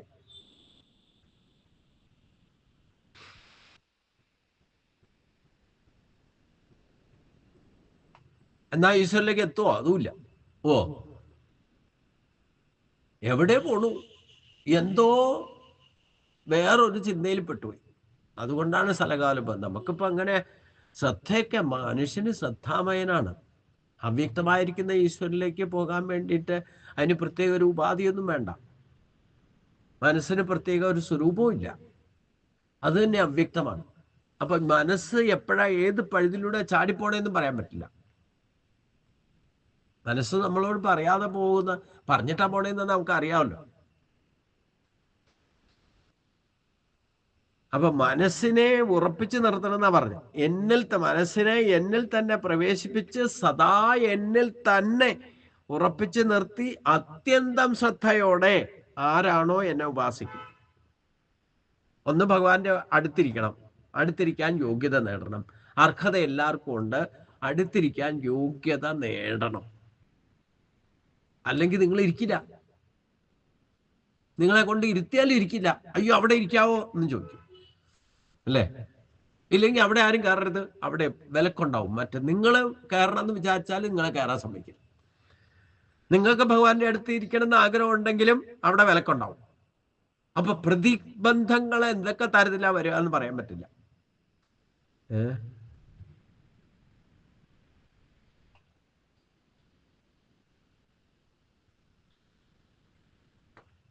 ഞാനിപ്പോ ഇവിടെ ഇരിക്കുന്നതുകൊണ്ടാ. ഇല്ലെങ്കിൽ അവിടെ ആണെങ്കിൽ അവിടെ കയറാൻ പറ്റുമോ? ഭഗവാന്റെ അടുത്തിരിക്കാൻ പറ്റുമോ? എന്തൊക്കെ പ്രീ കണ്ടീഷൻസ് ആണ്? നമ്മളൊരു ക്ഷേത്രത്തിൽ പോയിട്ട് ഭഗവാന്റെ അടുത്തിരുന്നപ്പോ കുറച്ചു നേരം സഹസ്രനാമം ജപിക്കണം, ഇല്ലേ നാമം ജപിക്കണം എന്ന് വെച്ച് കഴിഞ്ഞാൽ അപ്പൊ മറ്റുള്ളവരുടെ പ്രീ കണ്ടീഷൻസ് നമ്മൾ അംഗീകരിക്കണം. അപ്പോഴും അടുത്തിരിക്കാൻ സമ്മതിക്കില്ല.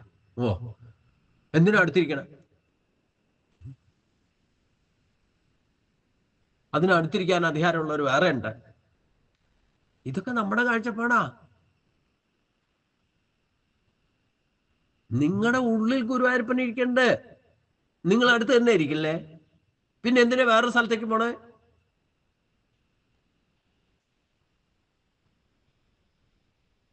നമ്മുടെ ഉള്ളിൽ ഗുരുവായൂരപ്പൻ പരാശക്തിയായിട്ട് ജീവചൈതന്യമായിട്ട് നമ്മുടെ ശരീരത്തിൽ ഇരുന്നിട്ടും നമ്മൾ ഈ മനസ്സുകൊണ്ട് ചാടി പോവുകയാണ്. അപ്പൊ പിന്നെ എങ്ങനെയാ നിങ്ങളുടെ ശ്രദ്ധ ഗുരുവായൂരപ്പനിൽ നിൽക്കുക? ശരീരത്തിനകത്തിരിക്കുന്ന ഈശ്വരനെ നമ്മൾ തേടി നടക്കുകയാണെങ്കിൽ നിങ്ങൾ എങ്ങനെയാ ഗുരുവായൂരപ്പന്റെ അടുത്തിരിക്കുക? ശരീരം കൊണ്ട് ഇവിടെ ഇരുന്നാലും നിങ്ങൾ അന്വേഷിച്ച് നടക്കുകയാണെങ്കിൽ മനസ്സുകൊണ്ട് ഇവിടെ ശരീരം കൊണ്ടിരിക്കണ്ടേ. ഞാൻ ഗുരുവായൂരപ്പനെ പറ്റി നാമം ജപിച്ചുകൊണ്ടിരിക്കുക, വിഷ്ണു സഹസ്രനാമം ജപിക്കുക, ഇല്ല ഗീത പറഞ്ഞുകൊണ്ടിരിക്കുക എന്ന് പറയുമ്പോഴും എൻ്റെ മനസ്സ് ഇത് പറഞ്ഞുകൊണ്ടിരിക്കുമ്പോഴും വേണമെങ്കിൽ എനിക്ക് പുറത്ത് ചാടി വിടാം. നിമിഷ നേരം കൊണ്ട് ഗുരുവായൂർ പോയിട്ട് വരാം, നിമിഷ നേരം കൊണ്ട് ഷൊർണൂർ എൻ്റെ വീട്ടിൽ പോയിട്ട് വരാം, എൻ്റെ കുടുംബാംഗങ്ങളെ കണ്ടിട്ട് വരാം. അപ്പോഴും ഞാൻ ഇതൊക്കെ ചെയ്തുകൊണ്ടിരിക്കണ്ടേ? ഇവിടെയാണ് മനസ്സുറപ്പിച്ചുകൊണ്ട് എന്നെ തന്നെ ഭജിക്കൂ എന്ന് പറഞ്ഞതിൻ്റെ കാര്യം.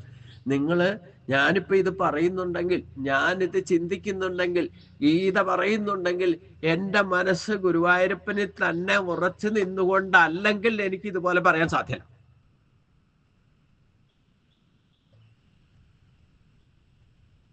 നമ്മൾ ശരിക്കും വിചിത്രമായിട്ട് ചിന്തിക്കണം, ഈറി മുറിച്ച് ചിന്തിക്കണം. അപ്പൊ പിന്നെ നമ്മള് എന്നൊക്കെ ഭഗവാൻ എത്ര ശ്രേഷ്ഠമായ മാർഗമാണ് നമുക്ക് പറഞ്ഞു തന്നേക്കണേ. നിങ്ങൾ എന്ത് ചിന്തിച്ചാലും എന്ത് പറഞ്ഞാലും എന്ത് പ്രവർത്തിച്ചാലും എനിക്കായിക്കൊണ്ടുള്ള അർപ്പമായിട്ട് ചെയ്തു, എന്നെ തന്നെ മനസ്സുറപ്പിക്കൂ, എന്നെ തന്നെ നമസ്കരിക്കൂ, എനിക്കായിക്കൊള്ള അർപ്പമായിക്കൊണ്ട് എല്ലാ കർമ്മങ്ങളും ചെയ്യൂ. അവിടെ ഏത് കർമ്മം ചെയ്യുന്നതിനും നിങ്ങൾക്ക് മനസ്സുകൊണ്ട് ഈശ്വരനെ സ്മരിക്കാൻ സാധിക്കും. പക്ഷെ നമ്മൾ മനസ്സിൽ സ്മരിക്കാറുണ്ടോ? സ്മരിച്ചുകൊണ്ട് ചെയ്യാൻ സാധിച്ചാൽ അതാണ് ഉത്തമ ഭക്തി എന്നാ പറഞ്ഞത്.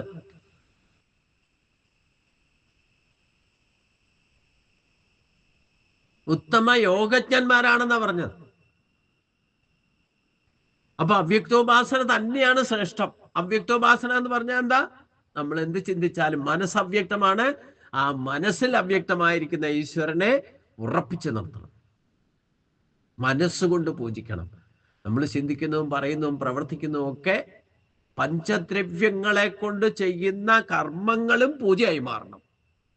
നിങ്ങൾ അടുക്കളയിൽ പോയി പണിയെടുത്താലും അടിച്ചു വാരിയാലും പാത്രം തേച്ചാലും ഇറച്ചി വെട്ടിയാലും മീൻ ശരിയാക്കാലും എന്തൊക്കെ ശരിയാലും ഭക്ഷണം പാചകം ചെയ്താലും ഊണിലും ഉറപ്പത്തിലും നടപ്പിലും എടുപ്പിലും ചിന്തയിലും വാക്കിലും പ്രവൃത്തിയിലും വാട്ടവർ ഇറ്റ് ഈസ്, അപ്പോഴൊക്കെ ഭഗവാനെ മുറുക്കി പിടിച്ചോളണം. ഇത് അവ്യക്തോപാസന. പിന്നെ നിങ്ങൾ എങ്ങനെയാണ് ജീവിതത്തിൽ സക്സസ് ആകുന്നതെന്ന് ഞാൻ പറയേണ്ട ആവശ്യമൊന്നുമില്ല. പക്ഷെ അത് സാധിക്കുമോ? അതുകൊണ്ടാ പറഞ്ഞത് ശരീരമാധ്യം ഖലു ധർമ്മ സാധനം.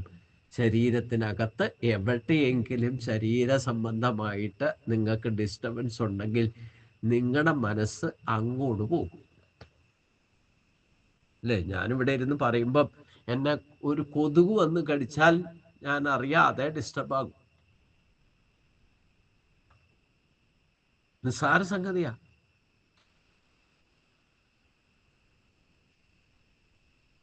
മനസ്സുകൊണ്ട് ചിന്തിച്ചാൽ ഈ പറയുന്ന കർമ്മത്തിൽ നിന്ന് വ്യതിചലിക്കും.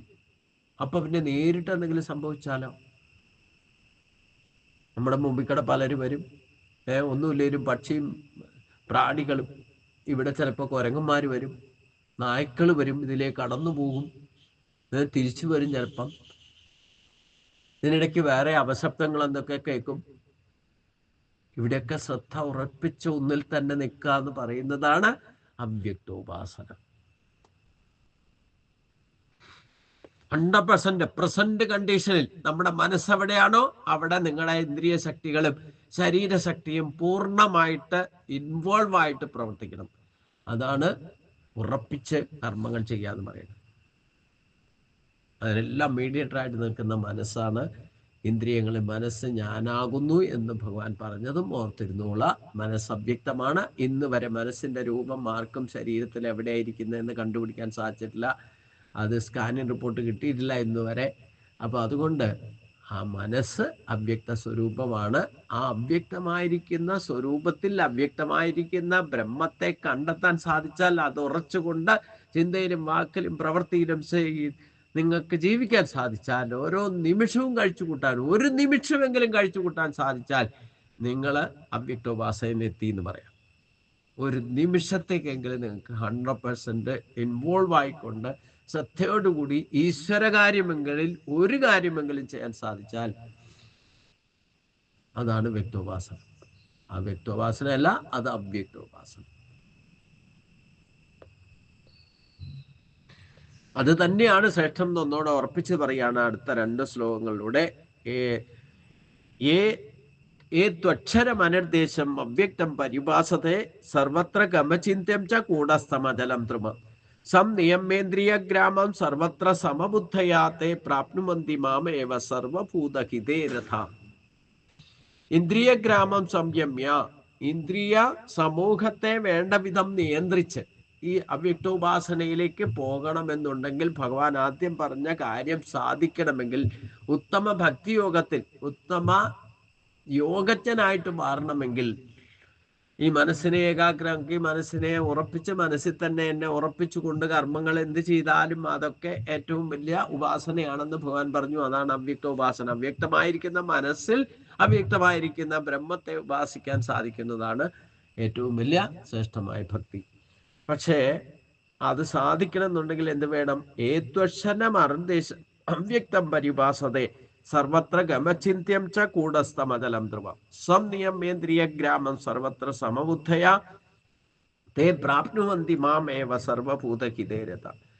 ഇന്ദ്രിയ ഗ്രാമം സംനിയമ്യ, ഇന്ദ്രിയ സമൂഹത്തെ വേണ്ട വിധം നിയന്ത്രിച്ച് സർവത്ര സമബുദ്ധയ, സകലത്തിലും സമഭാവനയോടെ, സർവഭൂതഹിതേരത, സർവജീവികളുടെയും ഹിതത്തിൽ തൽപരരായി, ഏതു യാതൊരുവരാണോ അനിർദ്ദേശം നിർദ്ദേശിക്കപ്പെടാൻ പാടില്ലാത്തതും സർവത്ര ഗം അചിന്ത്യ, സർവത്ര വ്യാപിച്ചിരിക്കുന്നതും അചിന്ത്യവും കൂടസ്ഥം അചലം പ്രപഞ്ചധാരവും ചലനമില്ലാത്തതും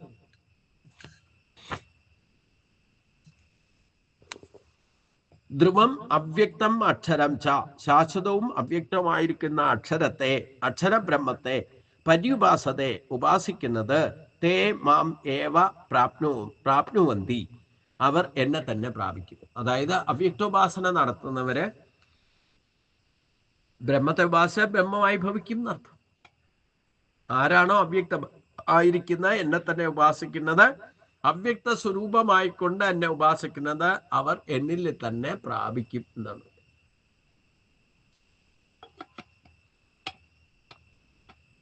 അതെങ്ങനെയാ സാധിക്കുകയെന്നും കൂടെ പറയുന്നുണ്ട്. ഇന്ദ്രിയങ്ങളെല്ലാം നല്ലവണ്ണം അടക്കി സകലത്തിലും സമഭാവനയോടെ സർവജീവികളുടെയും നന്മയിൽ തൽപരരായിക്കൊണ്ട്, യാതൊരുവരാണോ നിർദ്ദേശിക്കപ്പെടാൻ പാടില്ലാത്തതും സർവത്ര വ്യാപിച്ചിരിക്കുന്നതും ചിന്താവിഷയമാകാത്തതും പ്രപഞ്ചധാരവും ചലനമില്ലാത്തതും ശാശ്വതവും ഇന്ദ്രിയ ഗോചരമല്ലാത്തതുമായിരിക്കുന്ന ബ്രഹ്മത്തെ ഉപാസിക്കുന്നത്, അവർ എന്നെ തന്നെ പ്രാപിക്കുന്നു.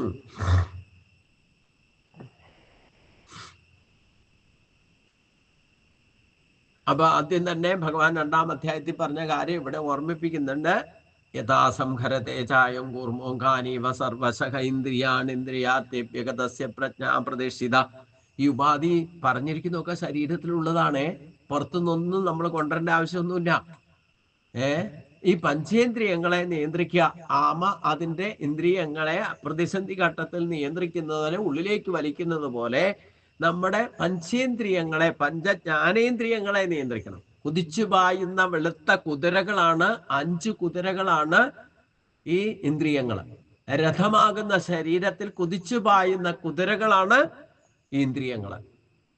അതിനെ നിയന്ത്രിച്ചു കൊള്ളണം എന്ന് പറഞ്ഞാൽ അതിനെ നിരോധിക്കുക, അതിനെ പ്രവർത്തിപ്പിക്കാതിരിക്കുക എന്നല്ല അർത്ഥം. വേണ്ടത് വേണ്ട സമയത്ത് ഉപയോഗിക്കാൻ സാധിക്കുക എന്നുള്ളതാണ്. കാണേണ്ട കാര്യങ്ങൾ കണ്ണിനെ കാഴ്ചകളിൽ നിന്നും, ചെവിയെ കേൾവികളിൽ നിന്നും, മൂക്കിനെ ഗന്ധത്തിൽ നിന്നും, നാക്കിനെ സ്വാദിൽ നിന്നും, ത്വക്കിനെ സ്പർശനത്തിൽ നിന്നും പിൻവലിച്ചു കൊള്ളണം. എപ്പോൾ പ്രതിസന്ധി ഫീൽ ചെയ്യുന്നു, ഏത് ഇന്ദ്രിയം കൊണ്ടാണോ നമ്മൾ കടന്നുകയറ്റം നടത്താൻ ശ്രമിക്കുന്നത്, ആ ഇന്ദ്രിയങ്ങളെ പിൻവലിച്ചോളണം. ഇന്ദ്രിയ ഭോഗസുഖങ്ങളിൽ ഈ ഇന്ദ്രിയങ്ങളൊക്കെ പ്രവർത്തിക്കും. അതൊക്കെ ചാടിപ്പോവും. നിങ്ങളുടെ നിയന്ത്രണത്തിലല്ല. നിങ്ങൾ കണ്ട കാര്യത്തിന്റെ പിന്നാലെ മനസ്സുകൊണ്ടോടും. ശരീരം കൊണ്ട് ഇവിടെ ഇരുന്നാലും വേണ്ടില്ല, ഒരു പരസ്യം കണ്ടാൽ മതി, അതിന്റെ പിന്നാലെ പോവും മനസ്സ്. നിങ്ങളുടെ ശരീരം കൊണ്ട് ഇവിടെ ഇരുന്നാലും അത് ചാടിപ്പോവും, കണ്ട കാര്യത്തിന്റെ പിന്നാലെ. അതേപോലെ കേട്ട കാര്യത്തിന്റെ പിന്നാലെ പോവും. മുമ്പിലൊരു വസ്തു കിട്ടിയാലും വേണ്ടില്ല, അത് തൊടാതിരുന്നാലും കാര്യമൊന്നുമില്ല. അത് തുടർന്ന് തോന്നിയാലും പ്രശ്നമാണ്. അതിന്റെ മണടിക്കുന്ന വസ്തു ആണെങ്കിൽ അത് വേണമെന്ന് തോന്നും. ദുർഗന്ധമാണെങ്കിലും അത് എവിടുന്നാ എന്നുള്ള അന്വേഷണത്തിൽ പോകുമ്പോൾ മനസ്സ് അവിടെയും പോകും. അപ്പൊ ഓരോ ഇന്ദ്രിയത്തിന് നല്ല കാഴ്ചകളുണ്ട്, വേണ്ടാത്ത കാഴ്ചകളുമുണ്ട്. വേണ്ടത് കേൾക്കാൻ പറ്റും, വേണ്ടാത്തത് കേൾക്കാനും സാധിക്കും, വേണ്ടാത്തത് കേൾക്കാനിട വരും. ദുർഗന്ധവും വരും, സുഗന്ധവും വരും. മൂക്കിലൂടെ ഗന്ധത്തിൽ നല്ലത് സാധു അറിയാൻ പറ്റും, ചീത്ത സാധു അറിയാൻ പറ്റും നാക്കിനെ കൊണ്ട്. നല്ലത് സ്പർശിക്കാൻ സാധിക്കും, ചീത്തയും സ്പർശിക്കാൻ സാധിക്കും. അപ്പൊ ഗുണദോഷങ്ങളെ തിരിച്ചറിയാനുള്ള ഉപാധിയാണ് പഞ്ചേന്ദ്രിയങ്ങൾ. ആ പഞ്ചജ്ഞാനേന്ദ്രിയങ്ങളെ വേണ്ടത് വേണ്ട സമയത്ത് ഉപയോഗിക്കാൻ പഠിക്കുന്നതാണ് ഇന്ദ്രിയ നിയന്ത്രണം. അല്ലാതെ അതിനെ ഒന്നും ഉപേക്ഷിക്കാൻ സാധ്യമല്ല. ഉപേക്ഷിച്ചാൽ നിങ്ങൾക്ക് ഗുണദോഷം തിരിച്ചറിയാൻ സാധിക്കില്ല. അതൊക്കെ പ്രവർത്തിക്കുന്നത് ശരീരത്തിലാണെന്ന് മനസ്സിലാക്കണം. അത് എന്ത് കണ്ടാലും കേട്ടാലും സ്വാദറിഞ്ഞാലും തൊട്ടാലും ഗന്ധമറിഞ്ഞാലും ഒക്കെ അനുഭവിപ്പിച്ചു തരുന്നത് ആരാ? അത് മനസ്സിലാക്കി തരുന്നത് ആരാ? നമ്മുടെ മനസ്സ്. സിക്സ്ത് സെൻസ് ആയിട്ട് പ്രവർത്തിക്കുന്ന ഈശ്വരന്റെ പ്രത്യക്ഷ വിഭൂതിയാണ് മനസ്സ്. ആ മനസ്സുകൊണ്ടാണ് അറിയുന്നത്. അതുകൊണ്ട് ഇന്ദ്രിയങ്ങളെ നല്ലവണ്ണം അടക്കി സകലരിലും സമഭാവനയോടെ സർവജീവികളുടെയും നന്മയിൽ തൽപരനായിട്ട് യാതൊരുവൻ വർത്തിക്കുന്നുവോ അവൻ നിർദ്ദേശിക്കപ്പെടാൻ കഴിയാത്തതും സർവത്ര വ്യാപിച്ചിരിക്കുന്നതും ചിന്താവിഷയമാകാത്തതും പ്രപഞ്ചധാരവും ചലനമില്ലാത്തതും ശാശ്വതവുമായ ഇന്ദ്രിയഗോചരമല്ലാത്തതും ബ്രഹ്മത്തെ ആയിരിക്കും ഉപാസിക്കുക. നമ്മുടെ തന്നെ ശരീരത്തുള്ള ഈ പറയുന്ന ശക്തികളെ കൊണ്ട് നമ്മുടെ നിയന്ത്രണത്തിൽ ഉപയോഗിക്കാൻ തുടങ്ങിയാലേ അവ്യക്ത ഉപാസന സാധ്യമാകൂ എന്നർത്ഥം. മനസ്സിലായില്ലേ? നമ്മൾക്കിപ്പോ എന്താ കുഴപ്പമെന്ന് ചോദിച്ചാൽ നമ്മളെ ഈ ഇന്ദ്രിയങ്ങൾ നിയന്ത്രിക്കുക. ഒരു നായയെ കൊണ്ട് നടക്കാൻ ഇറങ്ങാൻ പോകുന്ന യജമാന്റെ കൂട്ടം ഈ നായയെ ചങ്ങലയിട്ട് വലിച്ചാലും വേണ്ടില്ല, കയറിട്ട് വലിച്ചാലും വേണ്ടില്ല, നായയെ എങ്ങനെ വലിക്കുന്നു അതനുസരിച്ച് യജമാനം പിന്നാലെ പോകും.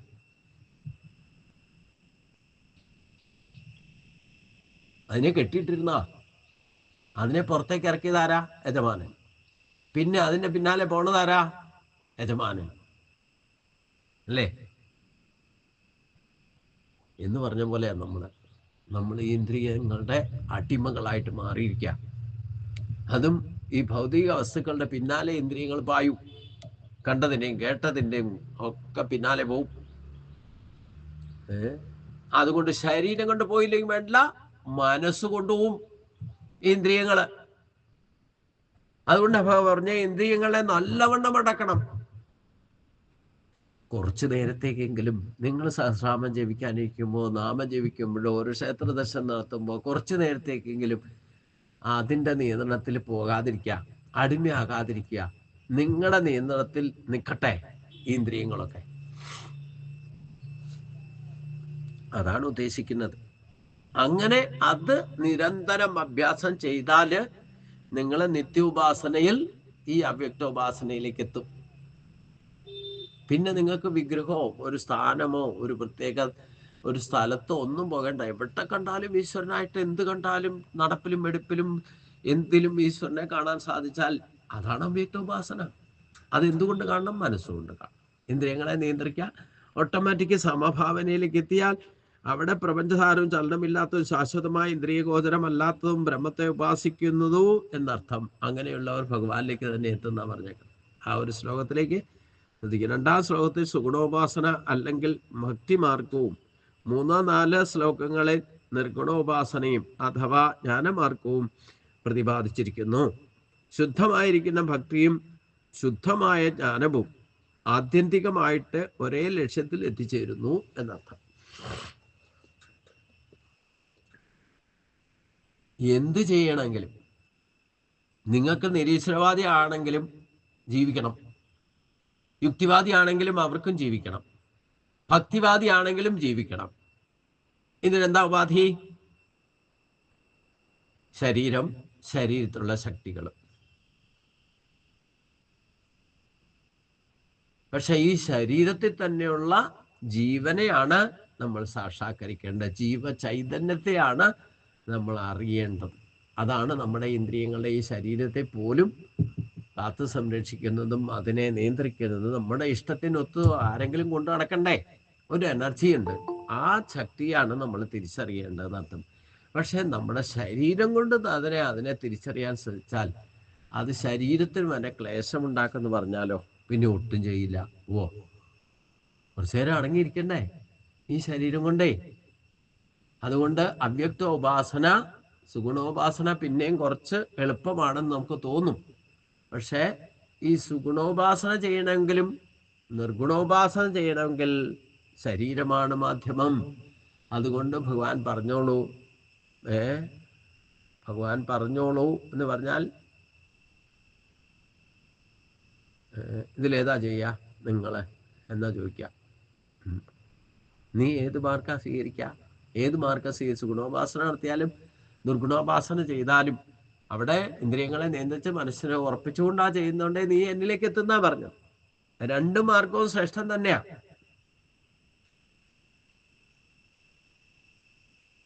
നിങ്ങളൊരു വസ്തുവായിട്ട് കണ്ടാലും വസ്തുവിനെ കണ്ടാലും വസ്തുവിന്റെ എടുത്ത് പെരുമാറിയാലും അതിൽ പ്രവർത്തിച്ചാലും അവിടെയൊക്കെ മനസ്സ് കൊണ്ട് ഈശ്വരനെ ഉറപ്പിച്ചുകൊണ്ടാണ് ചെയ്യുന്നതെന്നുണ്ടെങ്കിൽ ആ കർമ്മം ചെയ്യുന്നവനും എത്തിക്കോളും ഭഗവാന്റെ അടുത്തേക്ക്.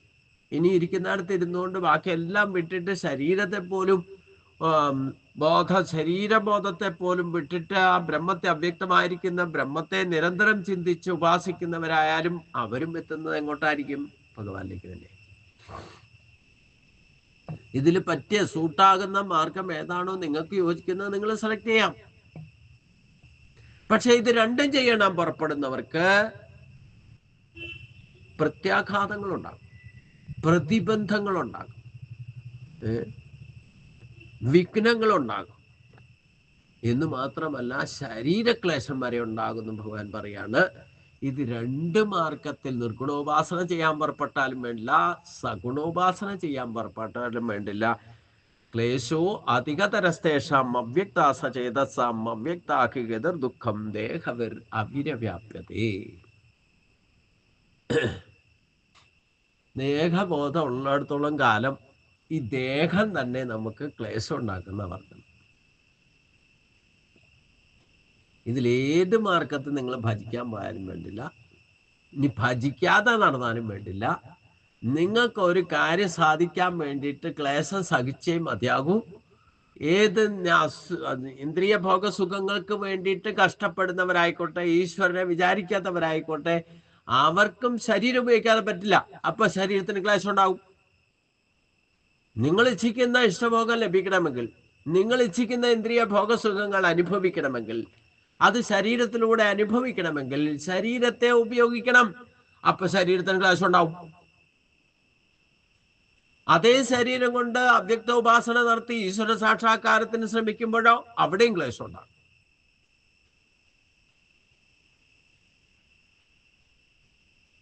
അതാണ് പറഞ്ഞ എല്ലാ തരത്തിലുള്ള ക്ലേശം ഇതിൽ ഉൾപ്പെടും. അവിദ്യാദി ദോഷങ്ങളെ കൊണ്ട ക്ലേശങ്ങള് നമുക്ക് ചെയ്യുമ്പോൾ ഉണ്ടാകുന്ന, പ്രാക്ടിക്കലി ചെയ്യാൻ തുടങ്ങുമ്പോൾ നമുക്ക് പ്രതീക്ഷിക്കുന്ന പോലെ ആയിരിക്കാലും വന്ന് സംഭവിക്കുക, അതിൽ ക്ലേശങ്ങൾ ഉണ്ടാകും.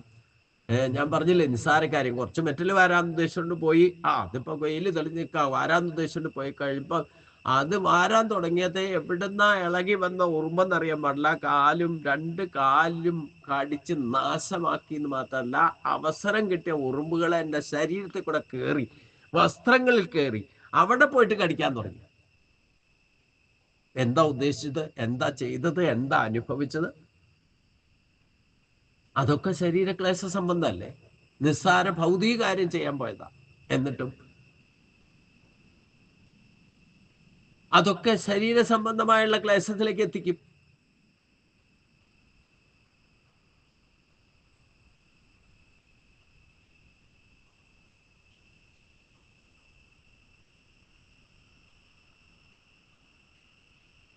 എന്നാ അവിടെ ശരീരം ജഡമാന്ന് പറഞ്ഞാല്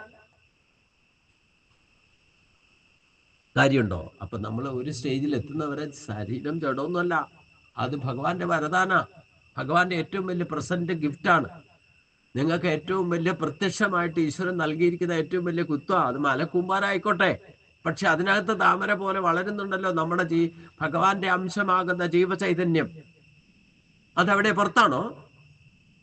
ശരീരം ജഡമായി കരുതിയാൽ അത് കാണാൻ പറ്റുമോ നിങ്ങൾക്ക്? അത് അനുഭവിക്കാൻ സാധിക്കുമോ?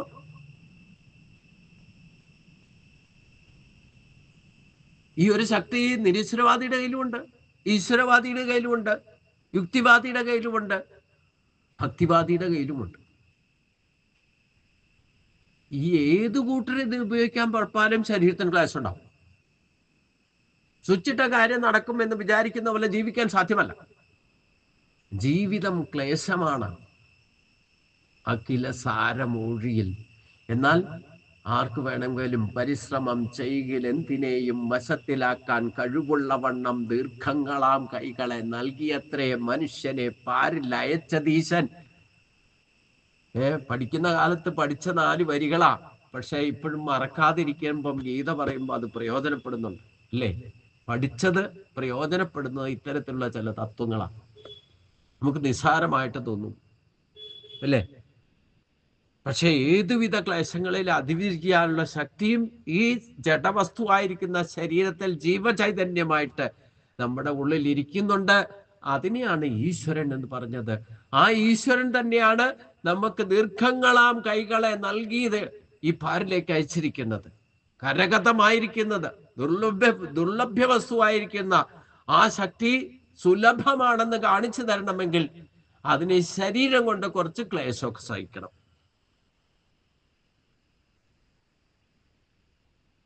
20 മിനിറ്റ് കൊണ്ട് ശരീരത്തെ അടക്കി നിർത്തി നട്ടല് നിവർത്തിയിരുന്ന് നിങ്ങൾ സഹസ്രാമം വളരെ സത്യയോടെ പദം പദം ഭഗവാനാണെന്ന് കരുതിക്കൊണ്ട് ഓരോ അക്ഷരത്തിലും ഭഗവാനുണ്ട്, ഓരോ വാക്കിലും ഭഗവാനുണ്ട്, ഓരോ നാമത്തിലും ഭഗവാനുണ്ടെന്ന് വിചാരിച്ചുകൊണ്ട് സത്യയോടെ ജപിച്ചാൽ നിങ്ങളുടെ ശരീരത്തിലുള്ള ക്ലേശങ്ങൾ വരെ ആദ്യം മാറ്റിത്തരും. ആദ്യത്തെ ഗിഫ്റ്റ് എന്തായിരിക്കും? ഭഗവാൻ നമുക്ക് തന്നിരിക്കുന്ന ഏറ്റവും വലിയ പ്രസാദമാണ് ഈ ശരീരം. ഈ ശരീരത്തിന്റെ ക്ലേശം മാറിയാലേ നമുക്ക് ബാക്കിയുള്ള ക്ലേശങ്ങളെ അതിജീവിക്കാൻ സാധിക്കും. അവൻ ഒരു നിരീശ്വരവാദി ആയിക്കോട്ടെ, യുക്തിവാദി ആയിക്കോട്ടെ, ഭക്തിവാദി ആയിക്കോട്ടെ അല്ലേ? ഇപ്പൊ മുഖ്യമന്ത്രി വരെ അമേരിക്ക ട്രീറ്റ്മെന്റ് തേടി എന്തിനാ പോകുന്നത്? തെമ്മാടി രാഷ്ട്ര എന്നൊക്കെ പറഞ്ഞ ആളാണ്. എന്നിട്ട് അവിടെ പോയിട്ട് ചികിത്സിക്കാൻ പോയതിന്റെ ഉദ്ദേശം എന്താ? ശരീരമാധ്യം കലു ധർമ്മ സാധനം. എന്താ ഇവിടെ ഡോക്ടർമാരില്ലേ? ഇവിടെ ചികിത്സകരില്ലേ? ഇവിടെ മെഡിക്കൽ കോളേജില്ലേ? സൂപ്പർ സ്പെഷ്യാലിറ്റി ഹോസ്പിറ്റലുകളിലെ? എന്നിട്ടും പിന്നെ തൻ്റെ സ്വഭാവം തന്നെ ഒരാൾ വിശ്വാസം വച്ചിട്ടുണ്ടെങ്കിൽ തൻ്റെ ഇഷ്ടം എന്താണോ അത് സാധിച്ചാൽ മാത്രമേ അവിടെ ശരീരത്തിന്റെ ക്ലേശം മാറൂ എന്ന് തോന്നിയാൽ ഈ ലോകത്ത് എവിടെ വേണേലും പോകാം. നിങ്ങൾക്ക് ആരും പരിധിയൊന്നും കൽപ്പിച്ചിട്ടൊന്നുമില്ല. ലോകമേ തറവാടാണ് അല്ലേ? നിങ്ങൾ ഏത് ലോകത്ത് പോയിട്ട് നിങ്ങൾക്ക് സമാധാനവും ശാന്തി ഉണ്ടാകും, നിങ്ങൾ പൊക്കോളൂ.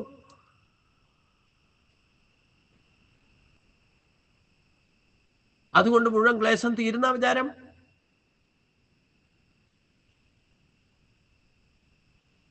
അമേരിക്കയിൽ പോയാൽ ശരീരത്തിന്റെ ക്ലേശം പോകുന്ന വിചാരം? ഈ ശരീരം ഉള്ളിടത്തോളം കാലം അതിന് ക്ലേശങ്ങളുമുണ്ട്. നിങ്ങൾ എത്ര ശുഭകാര്യം ചെയ്യാൻ പുറപ്പെട്ടാലും വേണ്ടില്ല, ന്യായമായ കാര്യം ചെയ്യാൻ പുറപ്പെട്ടാലും വേണ്ടില്ല, അന്യായമായ കാര്യം ചെയ്യാൻ പുറപ്പെട്ടാലും വേണ്ടില്ല. ശരീരമാധ്യം ഖലു ധർമ്മ സാധനം എന്ന് പറയുമ്പോൾ ആ ശരീരം കൊണ്ട് ധർമ്മത്തെ ക്ഷതം വരാതെ കാത്തു സംരക്ഷിക്കണമെങ്കിൽ ശരീരക്ലേശങ്ങൾ വരെ ജന്മസിദ്ധമാണ്.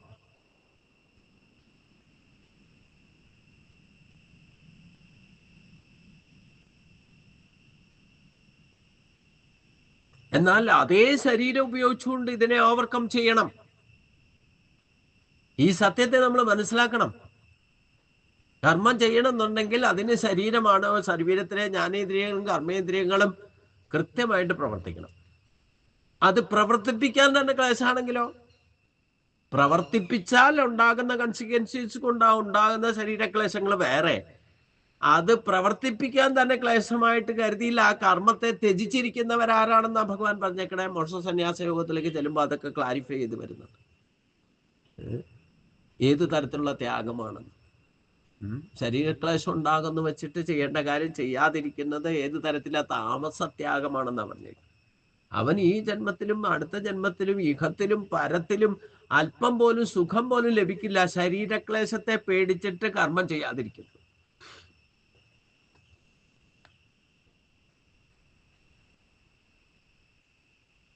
എന്നാൽ ശരീരത്തെ പോലും മറന്നിട്ട് രക്തത്തിളപ്പ് കൊണ്ട് പല കാര്യങ്ങളും ചെയ്യുന്നവരുമുണ്ട്.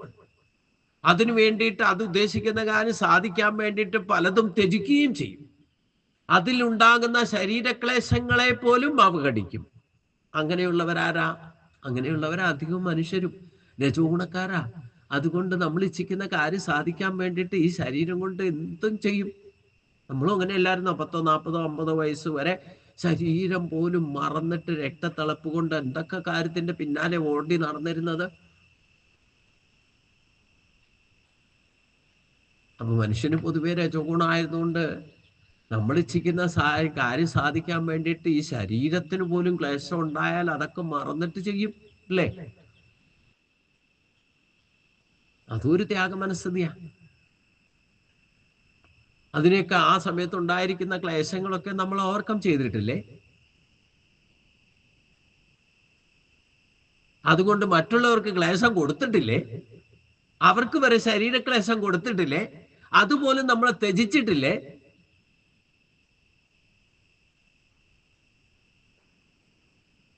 ഇതൊക്കെ ഗഹനമായിട്ട് ചിന്തിക്കണം. ഏതൊക്കെ തരത്തിലാ ക്ലേശം അനുഭവിച്ചതെന്ന് ചോദിക്കുമ്പോൾ ആ ക്ലേശങ്ങൾ അനുഭവിക്കുമ്പോൾ ശരീരത്തിനായിക്കോട്ടെ മനസ്സിനായിക്കോട്ടെ അവിദ്യാദി ദോഷങ്ങളെ കൊണ്ട് ഇതുവരെ അനുഭവിച്ച ക്ലേശങ്ങളെ പറ്റി ഒന്ന് വിശകലനം ചെയ്ത് ചിന്തിച്ചാൽ നമ്മൾ ആ ക്ലേശങ്ങൾ കൊണ്ടൊക്കെ എന്താണ് നേടിയത് എന്നൊന്ന് ആലോചിച്ച് നോക്കൂ. അതുകൊണ്ട് ശാശ്വതമായ സുഖം കിട്ടിയിട്ടുണ്ടോ? ശാശ്വതമായ സമാധാനം കിട്ടിയിട്ടുണ്ടോ? ശാശ്വതമായിട്ട് ആർക്കെങ്കിലും സുഖം ഉണ്ടാക്കി കൊടുക്കാൻ സാധിച്ചിട്ടുണ്ടോ? ആർക്കെങ്കിലും ദുഃഖം ഇല്ലാതിരുത്താൻ സാധിച്ചിട്ടുണ്ടോ? അതുകൊണ്ട് ശാശ്വതമായ സുഖം നിങ്ങൾ അനുഭവിച്ചുകൊണ്ടാണോ ഇരിക്കുന്നത്?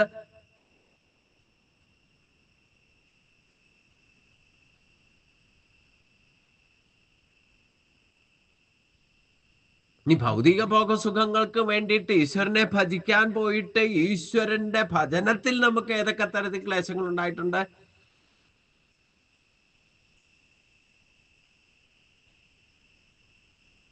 ആ ക്ലേശങ്ങൾ കാരണം നമ്മൾ ഈശ്വരനെ ഭജിക്കാൻ പോലും വേണ്ടാന്ന് വെച്ച അവസരങ്ങൾ ഉണ്ടായിട്ടില്ലേ?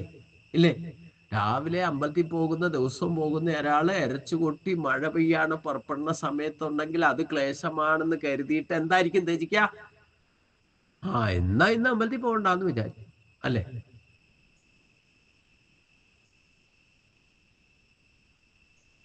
എന്നാ സ്വിച്ചിട്ട കാര്യം നടക്കണമെന്ന് ഭഗവാൻ നിങ്ങളെ കാണാൻ ഇങ്ങോട്ട് വരുമോ ഈ ഈരാഞ്ചേരി മഴയത്ത്? നിങ്ങൾ അത്ര ഡെഡിക്കേറ്റഡ് ആണെങ്കിൽ ചിലപ്പം ഭഗവാൻ അങ്ങനെ ആ ഒരു ഭാവത്തിൽ എത്തിയ ആള് പിന്നെ ക്ഷേത്രത്തിൽ പോകേണ്ട ആവശ്യമില്ല. ഭഗവാൻ നിങ്ങൾ വിളിക്കുന്നിടത്തൊക്കെ വരുന്ന അവസ്ഥയിലേക്ക് എത്തണമെങ്കിൽ ഈ ശരീരമാധ്യം ഖലു ധർമ്മ സാധനം. ഈ ശരീരം ഉപയോഗിച്ച് നിങ്ങൾ ധർമ്മത്തിന് ക്ഷതം വരാതെയാണ് ജീവിക്കുന്നതെങ്കിൽ ആ ഒരു ഘട്ടത്തിൽ ഈശ്വരൻ ചിലപ്പം നിങ്ങളുടെ പിന്നാലെ വരും. അവിടെ ഈരാഞ്ചേരി മഴയായാലും ഭൂമികുലുക്കം ഉണ്ടായാലും എന്തുണ്ടായാലും നിങ്ങളുടെ പുറകിൽ നിന്ന് ഈശ്വരൻ നിഴല് പോലെ കൂടെ ഉണ്ടാകും. നിങ്ങൾ കുറച്ചു കാലത്തേക്ക് ഈ ക്ലേശമൊക്കെ സഹിച്ച് ഭഗവാന്റെ പിന്നാലെ ഓടിക്കോളും. പിന്നെ ഭഗവാൻ നമ്മുടെ പിന്നാലെ വരും. അംബരീഷൻ ഇത്രയൊക്കെ ശ്രേഷ്ഠനായിരുന്നിട്ടും അവസാനം അംബരീഷൻ എന്ന് പറയുന്ന ആ ഭക്തന്റെ ഇതുകൊണ്ട് ദുർവാസാവിന് പേടിച്ചോടേണ്ടി വന്നു, അല്ലേ? പലയിടത്തും ശാപം കൊടുത്തവന് ശാപമോക്ഷം കൊടുത്തവനും ഒക്കെ അനുഗ്രഹം കൊടുത്തിട്ടുമുണ്ട്, അല്ലേ? എന്നിട്ട് അംബരീഷന്റെ എന്ന് പറയുന്ന ഭക്തന്റെ മുമ്പിൽ പോലും ഭഗവാൻ പോലും തോറ്റുപോയി. പിന്നെ ദുർവാസാവ്, അല്ലേ? ഭഗവാൻ പറഞ്ഞു എന്റെ ഭക്തന് വിധേയനാണ് ഞാൻ, അതുകൊണ്ട് എന്റെ ഭക്തനെ ക്ലേശിപ്പിച്ച നീ ആ ഭക്തന്റെ അടുത്തേക്ക് തന്നെ പാഞ്ഞുകൊള്ളുക എന്ന് ഭഗവാൻ പറഞ്ഞു, അല്ലേ? അവിടെയും ദുർവാസാവ് ഉപയോഗിച്ച ശരീര, അല്ലേ? അംബരീഷ് ഉപയോഗിച്ചതും ശരീര. ഒരേ കാര്യം ഒരു വിധത്തിൽ ചെയ്താൽ അനന്യഭക്തനായിട്ട് മാറും. അതേ ക്ലേശങ്ങൾ മറ്റൊരു വിധത്തിൽ ചെയ്താലോ ദുർവാസാവായിട്ട് മാറും.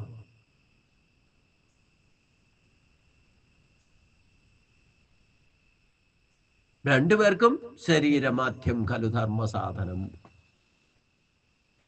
അതുകൊണ്ട് നമുക്ക് ശ്രേഷ്ഠമായിട്ടുള്ള ഒരു ജന്മം കിട്ടിയിട്ടുണ്ട്. ആ ക്ലേശങ്ങള് ഈ ശരീരം കൊണ്ട് തന്നെ അനുഭവത്തിലൂടെ ഓവർകം ചെയ്യണം. അനുഭവങ്ങളില്ലാതെ നിങ്ങൾ പഠിക്കുന്ന പ്രശ്നമില്ല. ഈശ്വരൻ ആരെന്ന് നിങ്ങൾക്ക് ഉപാസിച്ച് സാക്ഷാത്കരിക്കണമെങ്കിൽ ഈ ശരീരത്തിലൂടെ തന്നെ ഈ തരത്തിൽ നല്ലതും ചീത്തയായിട്ടുള്ള ക്ലേശങ്ങൾ ഉണ്ടാകും. നല്ലതിനു വേണ്ടി പുറപ്പെട്ടാലും ശരീരമാധ്യം ആണ്. ഇനി അന്യായമായിട്ട് എന്തെങ്കിലും ചെയ്യാൻ പുറപ്പെട്ടാലും ആസുരീ സമ്പത്തിനെ ആശ്രയിച്ചുകൊണ്ട് ആസുരീ സമ്പത്ത് ആർജിക്കാൻ വേണ്ടിയിട്ട് ശ്രമിച്ചാലും അവിടെയും ശരീരമാധ്യം. ഞാൻ പറഞ്ഞില്ലേ, അംബരീഷൻ ശരീരം കൊണ്ടാണ് ഈശ്വര സാക്ഷാത്കാരം നേടിയത്, ഈശ്വരന്റെ പ്രീതി നേടിയത്. ഈശ്വരൻ അംബരീഷന് വേണ്ടിയിട്ട് നിലനിന്നിട്ടുണ്ടെങ്കിൽ ഈ അംബരീഷനേക്കാളും വലിയ ഭക്തൻ വേറെ ഇല്ല എന്ന് ദുർവാസാവിനെ ബോധിപ്പിച്ചു കൊടുത്ത അവസരമുണ്ടാക്കിയെങ്കിൽ അവിടെ അംബരീഷൻ ഉപയോഗിച്ചിരിക്കുന്ന തന്റെ ശരീരം തന്നെയാണ്. ആ അംബരീഷനെ മുമ്പിൽ തന്റെ അഹങ്കാരം കാണിച്ച് തന്റെ ശരീരത്തിലെ ജടയിൽ നിന്ന് എടുത്തു കൊടഞ്ഞ ആ ആസുരി ഭാവത്തെ പോലും നശിപ്പിക്കാൻ അംബരീഷന്റെ ഭക്തി കൊണ്ട് സാധിച്ചു എന്ന് മാത്രമല്ല, അംബരീഷനെ രക്ഷിക്കാൻ വേണ്ടിയിട്ട് ഭഗവാൻ സുദർശനെ അയച്ചു, സുദർശന ചക്രത്തെ അയച്ചു. അതിനെ പേടിച്ചിട്ട് ദുർവാസാവിനും ശരീരം കൊണ്ട് ഓടേണ്ടി വന്നു. 3 ലോകത്തിലും 3 ലോകാധിപന്മാരെ പോയി കാണാൻ വേണ്ടിയിട്ട് അവിടെയൊന്നും ശരീരക്ലേശം രക്ഷിക്കാനാ, ശരീരത്തെ രക്ഷിക്കാനാ ഓടിയത്. പക്ഷെ ഓടിയത് മാത്രം മിച്ചം. അവസാനം വിഷ്ണു ഭഗവാൻ പറഞ്ഞു, എൻ്റെ ഭക്തന് ഞാൻ വിധേയനാണ്, അതുകൊണ്ട് ആ ഭക്തനെ തന്നെ നീ ശരണം പ്രാപിച്ചു കൊള്ളുക എന്ന് പറഞ്ഞപ്പോഴാണ് ദുർവാസാവ് അംബരീഷിന്റെ അടുത്തേക്ക് തന്നെ വന്നത് തിരിച്ച്.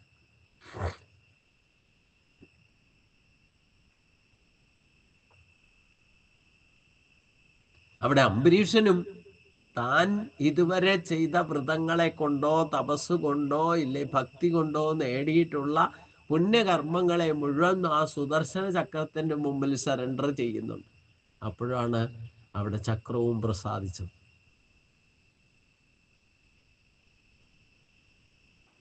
അവിടെ അംബരീഷനെ അനുഗ്രഹിച്ചുകൊണ്ട് അത് പിൻവാങ്ങി എന്നർത്ഥം. അവിടെയാണ് അംബരീഷന്റെ ഭക്തി കൊണ്ടാണ് ദുർവാസാവിന്റെ ശരീരം രക്ഷിക്കപ്പെട്ടത്.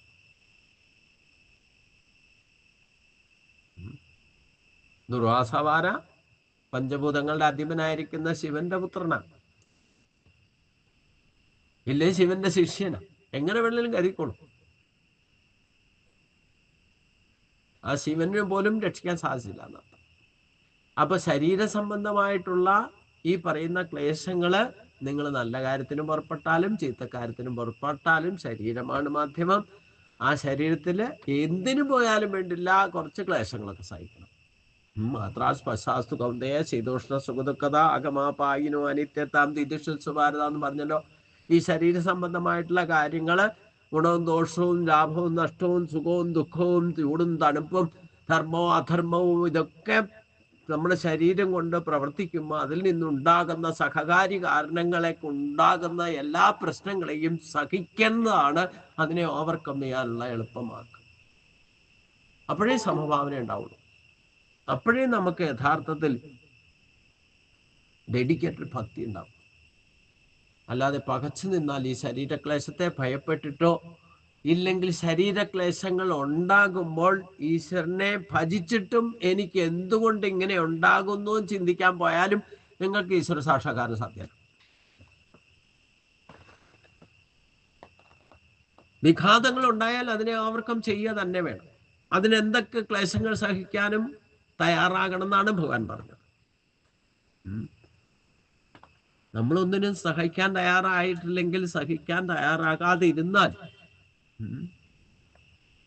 അതുകൊണ്ടാണ് ഇന്ന് അധികം പേർക്കും ഈ പറയുന്ന ക്ലേശങ്ങളൊന്നും സഹിക്കാൻ പറ്റാതെ അവനവന് വേണ്ട ഭക്ഷണം പോലും ഉണ്ടാക്കി കഴിക്കാൻ മടി തോന്നാൻ എന്താ കാരണം? സൗകര്യങ്ങൾ ഇഷ്ടഭോഗങ്ങൾ കിട്ടി കിട്ടി കിട്ടി കിട്ടി അത് ലിമിറ്റ് കൂടുതലായിരിക്കുന്നു എന്നർത്ഥം. അതുകൊണ്ടാണ് എന്ത് കാര്യം സ്വിച്ചിട്ടാ കാര്യം നടക്കും എന്നുള്ള അവസ്ഥയിലേക്ക് എത്തിയപ്പോൾ കറണ്ട് പോയാൽ ഞെട്ടല്, നെറ്റ് പോയാൽ ഞെട്ടല്, മൊബൈൽ വർക്ക് ചെയ്യാതാ ഞെട്ടൽ, ഒരു കോള് വന്നാ ഞെട്ടല്. എന്തിനാ ഇങ്ങനെ ഞെട്ടണേ അല്ലേ? അതൊക്കെ ശരീരം കൊണ്ടാ ഈ ഞെട്ടലൊക്കെ ഞെട്ടണം അല്ലേ? ഈ എന്തൊക്കെ സൗകര്യം ഉണ്ടായിട്ട് ഈ മനസ്സിന്റെ ക്ലേശങ്ങളും ശരീരക്ലേശങ്ങളും നമുക്ക് ഇല്ലാതെ ആയിട്ടില്ല. അതൊന്നിനൊന്ന് വർദ്ധിക്കുകയല്ലാതെ ഇല്ലാതെ ആയിട്ടില്ല.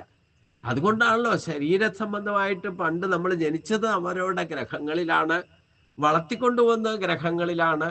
എന്തെങ്കിലും അസുഖം വന്നാലും നാട്ടിൽ തന്നെ ചികിത്സിക്കാൻ പോയിരുന്നത്.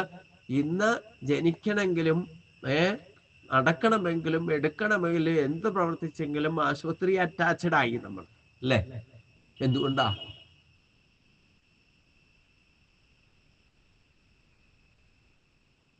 സഹിക്കാനുള്ള പവറൊന്നും ഇല്ലാതെ ഇന്നത്.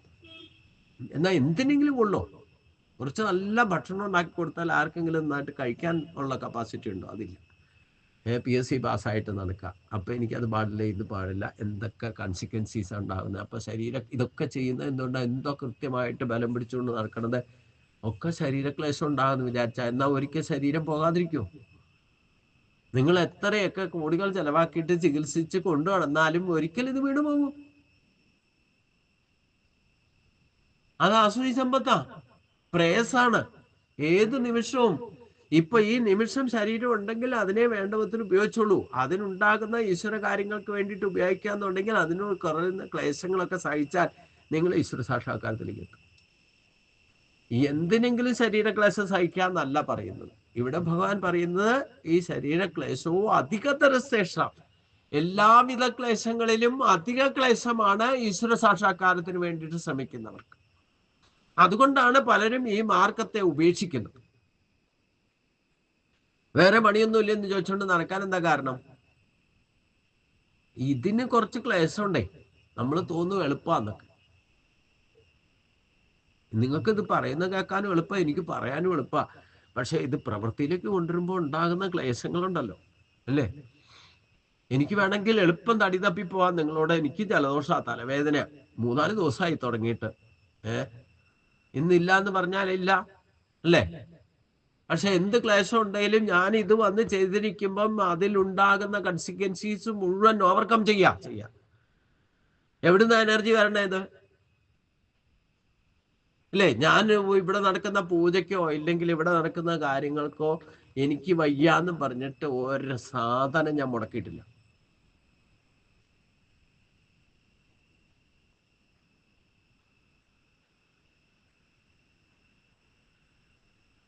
ഇത് 1-2 ദിവസത്തെ ശ്രേഷ്ഠതയൊന്നുമല്ല. ഞാൻ ഈ മാർക്കറ്റിൽ വന്ന് 22 വർഷമായി. അതിനുശേഷം അതിനു മുമ്പൊക്കെ പലപ്പോഴും പനി വന്നിട്ടോ ദിവസം വന്നിട്ടോ അമ്പലത്തിൽ പോകിനും മുട്ടുശാന്തിക്കാരനെ വിളിച്ചിട്ടൊക്കെ വിട്ടിട്ടൊക്കെ ഉണ്ട്. അത് വേറെ കാര്യം. പക്ഷെ ഇതിലേക്ക് ആധ്യാത്മികതയിലേക്ക് വന്നതിന് ശേഷം എനിക്ക് വയ്യ, എൻ്റെ ശരീരം കൊണ്ട് വയ്യ എന്ന് പറഞ്ഞിട്ട് ഞാൻ വീട്ടിലാണേലും വേണ്ടില്ല, പുറത്താണേലും ഒരു കാര്യം ഏറ്റെടുത്തിട്ടുണ്ടെങ്കിൽ അതിന് ശരീരത്തിന്റെ ക്ലേശം പോലും ആ സമയത്ത് ഓവർകം ചെയ്യാനുള്ള ആ ദൃഢം, ആ മനസ്സ് ഭഗവാനിൽ ഉറച്ചു നിൽക്കുന്നത് കൊണ്ടാണ് ഇതൊക്കെ ആ സമയത്തെങ്കിലും. ഇപ്പൊ ഇവിടുന്ന് എഴുന്നേറ്റ് പോകുമ്പോൾ ശകലം പ്രശ്നങ്ങളൊക്കെ ഉണ്ടാകാം. ഇന്നിപ്പം ശനിയാഴ്ച ദിവസം ആ ഭക്ഷണം ഒന്നും കഴിക്കില്ല, എന്നിട്ട് ഇവിടെ ഇരുന്നുകൊണ്ട് പറയുന്നുണ്ടല്ലോ. ഇതാണ് ക്ലേശോ അധികതരസ്തേഷാം അവ്യക്താസചേതസാം അവ്യക്താകികതർദുഃഖം ദേഹവീരവ്യാപ്തി. ഈ ക്ലേശങ്ങളെയൊക്കെ അതിജീവിക്കാൻ ശരീരം കൊണ്ട് തന്നെ നമ്മൾ പഠിക്കണം. അപ്പോഴാണ് ഈശ്വര സാക്ഷാത്കാരം സാധിക്കൂ. അല്ലാതെ ശരീരം കൊണ്ട് ഓടി നടക്കേണ്ട ആവശ്യകതയൊന്നുമില്ല. നിങ്ങൾക്ക് ഇവിടെ ഈ ശരീരത്തോടു കൂടി ഇരിക്കുമ്പോൾ തന്നെ, ഈ ജന്മത്തിൽ തന്നെ, ഇവിടെ ഇപ്പോൾ തന്നെ ഈശ്വരനെ സാക്ഷാത്കരിക്കാം. അതിനാണ് ശരീരം കിട്ടിയിരിക്കുന്നത്. ആ ശരീരമാധ്യം ഖലു ധർമ്മ. ഏറ്റവും വലിയ ധർമ്മം എന്താ? ഈ ശരീരം കൊണ്ട് ഈശ്വരനെ സാക്ഷാത്കരിക്കുക. തന്റെ ശരീരത്തിലുള്ള ജീവചൈതന്യത്തെ ഉണർത്തി ആ ജീവചൈതന്യമാണ് ഞാനും എൻ്റെ ശരീരവും എന്നുറപ്പിക്കുക. അത് ഉറപ്പിക്കാൻ ശരീരം കുറച്ച് ക്ലേശമൊക്കെ ഉണ്ടാക്കി തരും. ആയിക്കോട്ടെ, അതൊക്കെ സ്വീകരിച്ചുകൊള്ളുക, പ്രസാദമായി സ്വീകരിച്ചുകൊള്ളുക. അപ്പോൾ മാത്രമേ നിങ്ങൾക്ക് അതിനെ ഓവർകം ചെയ്യാൻ സാധിക്കൂ എന്ന് പറഞ്ഞുകൊണ്ട് നമുക്ക് ഇന്നത്തെ ഭാഗം അവിടെ സമർപ്പിക്കാം, അല്ലേ? അവ്യക്തത്തിൽ നിന്ന് ആസക്തി ചിത്തരായവർക്ക് ക്ലേശം വളരെ അധികമാണ്. എന്തെന്നാൽ ദേഹാഭിമാനികൾ ബ്രഹ്മോപാസന വിഷയമായിരിക്കുന്ന നിഷ്ഠ കഷ്ടപ്പാടുകൂടിയേ പ്രാപിക്കുകയുള്ളൂ. നിർഗുണ ബ്രഹ്മവോസകം എന്ന് പറയുന്ന ലക്ഷ്യപ്രാപ്തിക്ക് ദേഹാഭിമാനം നിശേഷം വെടിയേണ്ടി വരും. അതാകട്ടെ കൃച്ഛ സാധ്യമാണ് താനും. ദേഹാഭിമാനത്തെ കളയേണ്ടി വരുമ്പോൾ ഉള്ള ക്ലേശമാണ് അവർക്ക് മുഖ്യമായിട്ടുള്ളതെന്ന് ശങ്കര ഭാഷ്യത്തിൽ എടുത്തു പറഞ്ഞത്. നമുക്ക് ഈ ശരീരം ഉള്ളിടത്തോളം കാലം ശരീരമാണ് എല്ലാത്തിനും പ്രശ്നം. അവ്യക്തോപാസനയിലേക്ക് പോകണമെന്നുണ്ടെങ്കിൽ ഈ ശരീരത്തെ പോലും, നമ്മുടെ ശരീരത്തെ പോലും മറന്നാൽ മാത്രമേ ശരീരത്തിലിരിക്കുന്ന ജീവചൈതന്യത്തെ നിങ്ങൾക്ക് ഉപാസിക്കാനും കണ്ടെത്താനും അതിനെ ഉപയോഗിക്കാനും സാധിക്കും. അതുകൊണ്ടാണ് ശരീരത്തിന് ക്ലേശം ഉണ്ടാകുമ്പോൾ ഒട്ടും സമ്മതിക്കില്ല അതിൽ അവ്യക്തമായിരിക്കുന്ന ബ്രഹ്മോപാസനയിലേക്ക് പോകാൻ. അപ്പൊ എന്നാൽ ആ ശരീരം ഉപയോഗിച്ചുകൊണ്ട് മാത്രമേ ചെയ്യാൻ സാധിക്കുള്ളൂ. താൻ ശരീരത്തിലിരിക്കുന്ന ജീവധന്യത്തെ നിങ്ങൾക്ക് സാക്ഷാത്കരിക്കുന്നതാണ് ഈശ്വര സാക്ഷാത്കാരം എന്ന് പറയുന്നത്. അതാണ് ബ്രഹ്മസാക്ഷാത്കാരം. പക്ഷെ അതിലേക്ക് പോകണമെന്നുണ്ടെങ്കിൽ ഈ ശരീരം തന്നെ ഉപയോഗിക്കണം. ശരീരത്തിലുണ്ടാകുന്ന കൺസിക്വൻസീസ് ഓവർകം ചെയ്യുകയും വേണം. അവിടെയാണ് ദേഹബോധം വിടേണ്ട ആവശ്യം വരിക. ഒരു നിമിഷത്തേക്കെങ്കിലും അത് സാധിച്ചാൽ അവിടെ നിങ്ങൾക്ക് ഈശ്വര സാക്ഷാത്കാരം സാധിക്കുന്നത്. എപ്പോഴാണ് കാളിയന് ബോധം ഉണ്ടായത്? ഈശ്വരന്റെ സാക്ഷാത്കാരത്തിന് വേണ്ടിയിട്ട് ശരീരത്തിന് ഭഗവാന്റെ പാദസ്പർശത്താൽ ഉണ്ടായ ക്ലേശങ്ങളുടെ അത്യുന്നതയിൽ എത്തിയപ്പോൾ ബോധം തന്നെ പോയി. പിന്നെ ആ ഭഗവാന്റെ അനുഗ്രഹം കൊണ്ട് ബോധം തെളിഞ്ഞപ്പോൾ ആത്മബോധത്തോടുകൂടി സംസാരിക്കുന്ന കാണാം. അപ്പൊ ഒരു നിമിഷത്തേക്കും ചിലപ്പോൾ നമ്മുടെ അത്യുന്നതയിലേക്ക് അനുഗ്രഹിക്കാൻ തീരുമാനിച്ചാൽ ചിലപ്പോൾ ഒരു നിമിഷത്തേക്ക് നമ്മുടെ ബോധമൊക്കെ പോയിന്നിരിക്കും. പൊക്കോട്ടെ, അത് തിരിച്ചു കിട്ടുമ്പോഴായിരിക്കും ഇൻഡ്യൂഷനോടുകൂടി വരിക. അപ്പൊ ശരീരം തന്നെയാണ് മാധ്യമം. ആ ശരീരത്തിലൂടെ തന്നെ ഈശ്വരന്റെ സാക്ഷാത്കാരം സാധിക്കും. എപ്പോൾ ഈശ്വര സാക്ഷാത്കാരം ഉണ്ടായോ നിങ്ങൾക്ക് ശരീരത്തെ ക്ലേശങ്ങൾ ഓവർകം ചെയ്യാൻ സാധിക്കുന്നതും അപ്പോഴായിരിക്കും. ശരീരത്തിലുള്ള കൊണ്ടും വിഷം പോലും പുറത്തേക്ക് പോകുന്നത് ഭഗവാന്റെ സാന്നിധ്യം കൊണ്ടാണ്, കാളിയന് പോലും. എന്നാലും ആ ജന്മവാസനയാൽ എനിക്ക് ഈ ഒരു സ്വഭാവം ഉണ്ടായിരിക്കുന്നതും എൻ്റെ സ്വഭാവമാണല്ലോ ജന്മനാൽ.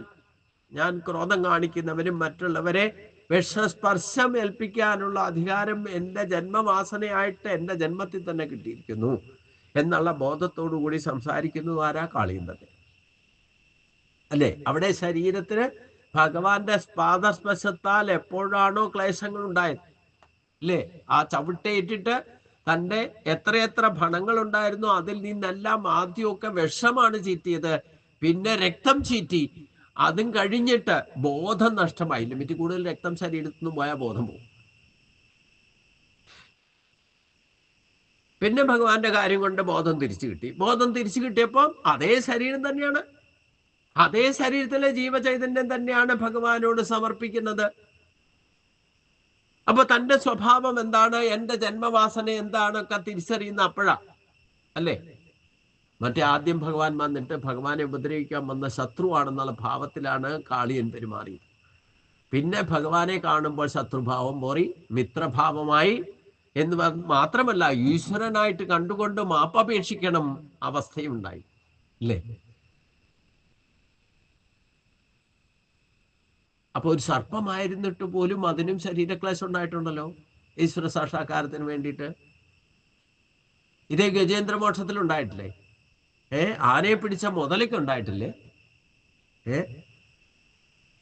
ഇവിടെയൊക്കെയാണ് പുരാണങ്ങളൊക്കെ വായിക്കുമ്പോൾ ആ കഥയിലെ ഈ വക ക്ലേശങ്ങൾ, ആനയ്ക്ക് ശരീരക്ലേശം ഉണ്ടായപ്പോഴാണല്ലോ അറിയാതെ ഈശ്വരനെ വിളിച്ചത് അല്ലേ. ഈ കർമ്മത്തിൽ ഏതൊക്കെ തരത്തിൽ ശരീരങ്ങൾ തമ്മിൽ ബന്ധിക്കപ്പെട്ടിട്ടുണ്ടോ അവര് രണ്ടുപേരും കൂടെ കൂടിയിട്ടായിരിക്കും ചിലപ്പോൾ ഈശ്വര സാക്ഷാത്കാരത്തിലേക്ക് എത്തുക. ആനയെ പിടിക്കുക എന്നുള്ള മുതലയുടെ ധർമ്മമാണ്, മുതല പിടുത്തം വിടാതിരിക്കുക എന്നുള്ള മുതലയുടെ ധർമ്മമാണ്. ആനയുടെ ധർമ്മം എന്താ? മോക്ഷത്തിലേക്ക് എത്തുക. ഇതേ ശരീരം, അവിടെ ശരീരമാധ്യം കലധർമ്മ സാധനം പറയുമ്പം രണ്ടുപേർക്കും മോക്ഷം കിട്ടി. മുതലയ്ക്കും മോക്ഷം കിട്ടി, അവിടെ ആനയ്ക്കും മോക്ഷം കിട്ടി. രണ്ടു കൂട്ടർക്കും ശരീരക്ലേശം ഉണ്ടായി അല്ലേ. അവരവരുടെ സ്വഭാവത്താൽ മുതലയുടെ സ്വഭാവം കൊണ്ടാണ് ആനയെ പിടിച്ചത്, ആനയുടെ സ്വഭാവം കൊണ്ടാണ് അതിൽ പോയി പെട്ടത്.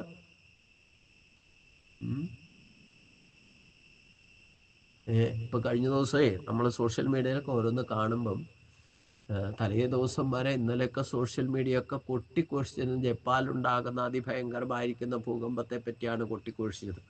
എന്നിട്ട് ഇന്ന് രാവിലെ ആരോ ഒരു ന്യൂസ് ഇട്ടേക്കാണ്, യൂട്യൂബിൽ തന്നെയാണ്. എല്ലാവരും കൂടെ ചേർന്ന് പറ്റിച്ചു. ആരെ പറ്റിച്ച്? ശരിക്കും. കാരണം ഈ പറഞ്ഞ സുനാമി ഈ നിമിഷം വരെ ഉണ്ടായിട്ടില്ല. എന്നാൽ അതിൻ്റെ തിക്തഫലങ്ങള് 1000-ഓളം തുടർ ചലനങ്ങൾ അവിടെ സംഭവിച്ചിട്ടുണ്ട്. ആർക്കും ഉറങ്ങാൻ സാധിച്ചിട്ടില്ല. ഇതൊക്കെ ഈ പ്രവചനങ്ങളൊക്കെ 100% ആയിരിക്കണം എന്ന് പറയാൻ ഈ പ്രവചിച്ച ആളും ഈശ്വരനൊന്നും അല്ലല്ലോ, അവരും ശരീരം കൊണ്ടാ വന്നിരിക്കണം അല്ലേ. അപ്പൊ 100% കിട്ടുന്ന ഇൻഡ്യൂഷൻസ് ശരിയായി കൊള്ളുന്നില്ല. അതിന്റെ തുടർചലനങ്ങളുണ്ട്, ഇനി വരാൻ പോകുന്നുണ്ട്. ഈ തുടർചലനങ്ങളുടെ എൻ്റെ എപ്പോഴാ വരുന്നതെന്ന് കൃത്യം ആ മുഹൂർത്തം തന്നെ നടന്നോളം നിർബന്ധമൊന്നുമില്ല. എന്തായാലും ലോകാവസാനത്തിന് പ്രളയമായിരിക്കും കാരണം എന്നുള്ള യാതൊരു സംശയവുമില്ല ആ കാര്യത്തിൽ. ഇത് പ്രളയം വരാൻ വലിയ വിഷമമൊന്നുമില്ല. ഭൂമി 2 ഭാഗം അല്ലെങ്കിൽ തന്നെ ജലത്തിലാ, പിന്നെ 1/4 ഭാഗം മുങ്ങാൻ എന്താ വിഷമം?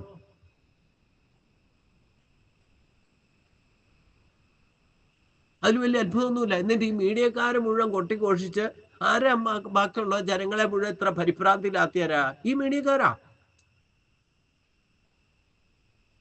എന്നിട്ട് എത്രയെത്ര പേരാ ശരീരക്ലേശം കൊണ്ട് അതിനെ ഓവർകം ചെയ്യാൻ വേണ്ടിയിട്ട് എത്രയോ ദൂരത്തേക്ക് ഓടി മറിഞ്ഞു, സ്ഥലം വിട്ടുപോയി, എന്തൊക്കെയാണ് സംഭവിച്ചിരിക്കുന്നത്. ഇവരെല്ലാവരും കൂടെ അല്ലെങ്കിൽ തന്നെ മനുഷ്യന്റെ കൺസിക്വൻസീസ് ദൈവിക ദുഃഖത്തിന്റെ പരിധിയിലാണ്. എല്ലാവരും പല വിധത്തിലും ടെൻഷനും കൊണ്ടും ദുഃഖം കൊണ്ടും നടക്കുന്നവരാണ്. അപ്പൊ പറഞ്ഞു പേടിപ്പിച്ച് ആകെ സർവത്ര പേടിപ്പിക്കാൻ മിടുക്കന്മാരാണ്. എന്നിട്ട് ആരെ പറ്റിച്ച് ശരിക്കും?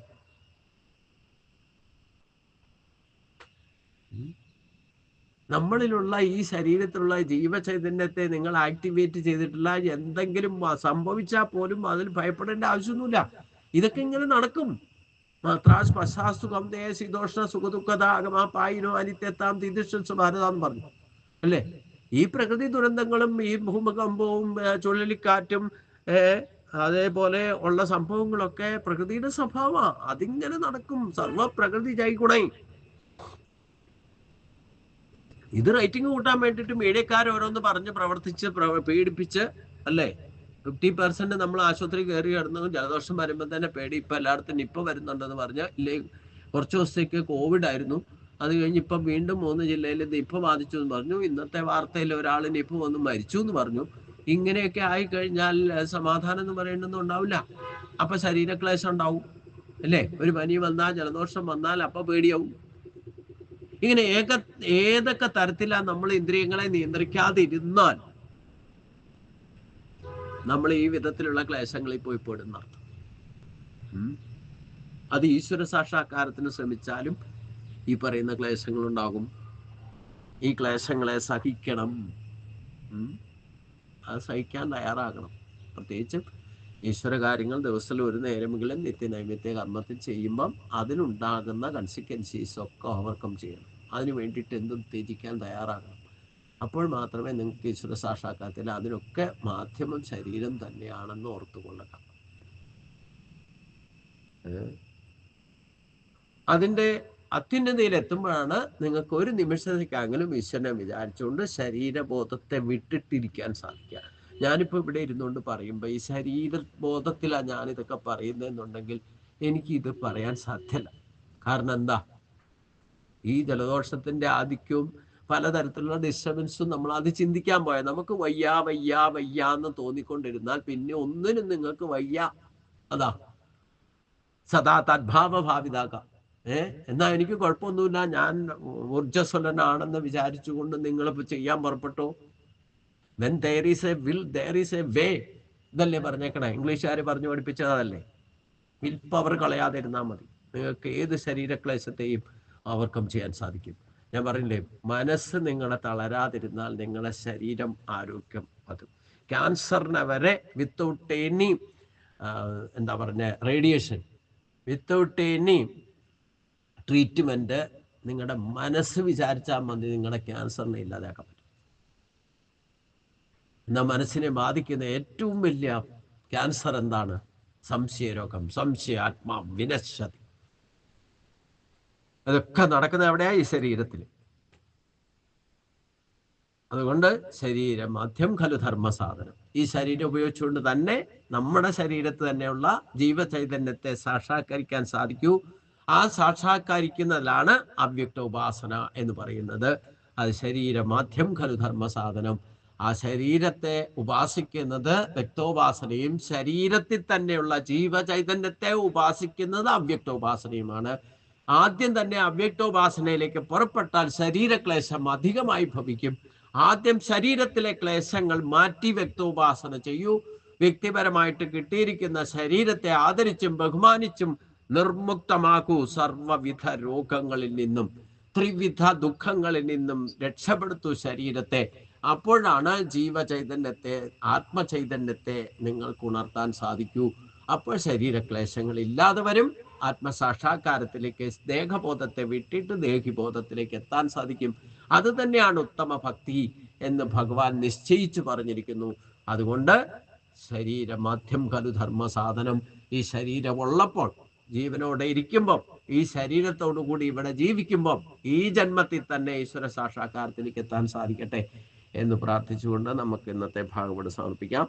ഇനി ഭഗവാൻ എന്തൊക്കെയാ പറയുന്നത് എന്നുള്ളത് അടുത്ത ദിവസം ചിന്തിക്കാം. ഓം കായേന വാചാ മനസേന്ദ്രിയർവാ ബുദ്ധ്യാത്മനാ വാ പ്രകൃതേ സ്വഭാവ കരോമി യത്ത് സകലം പരസ്മൈ നാരായണായേതി സമർപ്പയാമി. ഓം പീതാംബരം കരവിരാശങ്കചക്രം കമോദകിം സരസിജം കരുണാസമുദ്രം യഥാസഹായമതിസുന്ദരമന്ദഹാസം അതാലയേ ശമനിശം ഹൃദി ഭാവയാമി. അതാലയേ ശമനിശം ഹൃദി ഭാവയാമി. നാരായണ നാരായണ നാരായണ നാരായണ നാരായണ നാരായണ. ഗുരുവായൂരപ്പാ ശരണം, ശ്രീ ഗുരുവായൂരപ്പാ ശരണം, ശ്രീ ഗുരുവായൂരപ്പാ ശരണം. ഓം ശാന്തി ശാന്തി ശാന്തി ശാന്തി.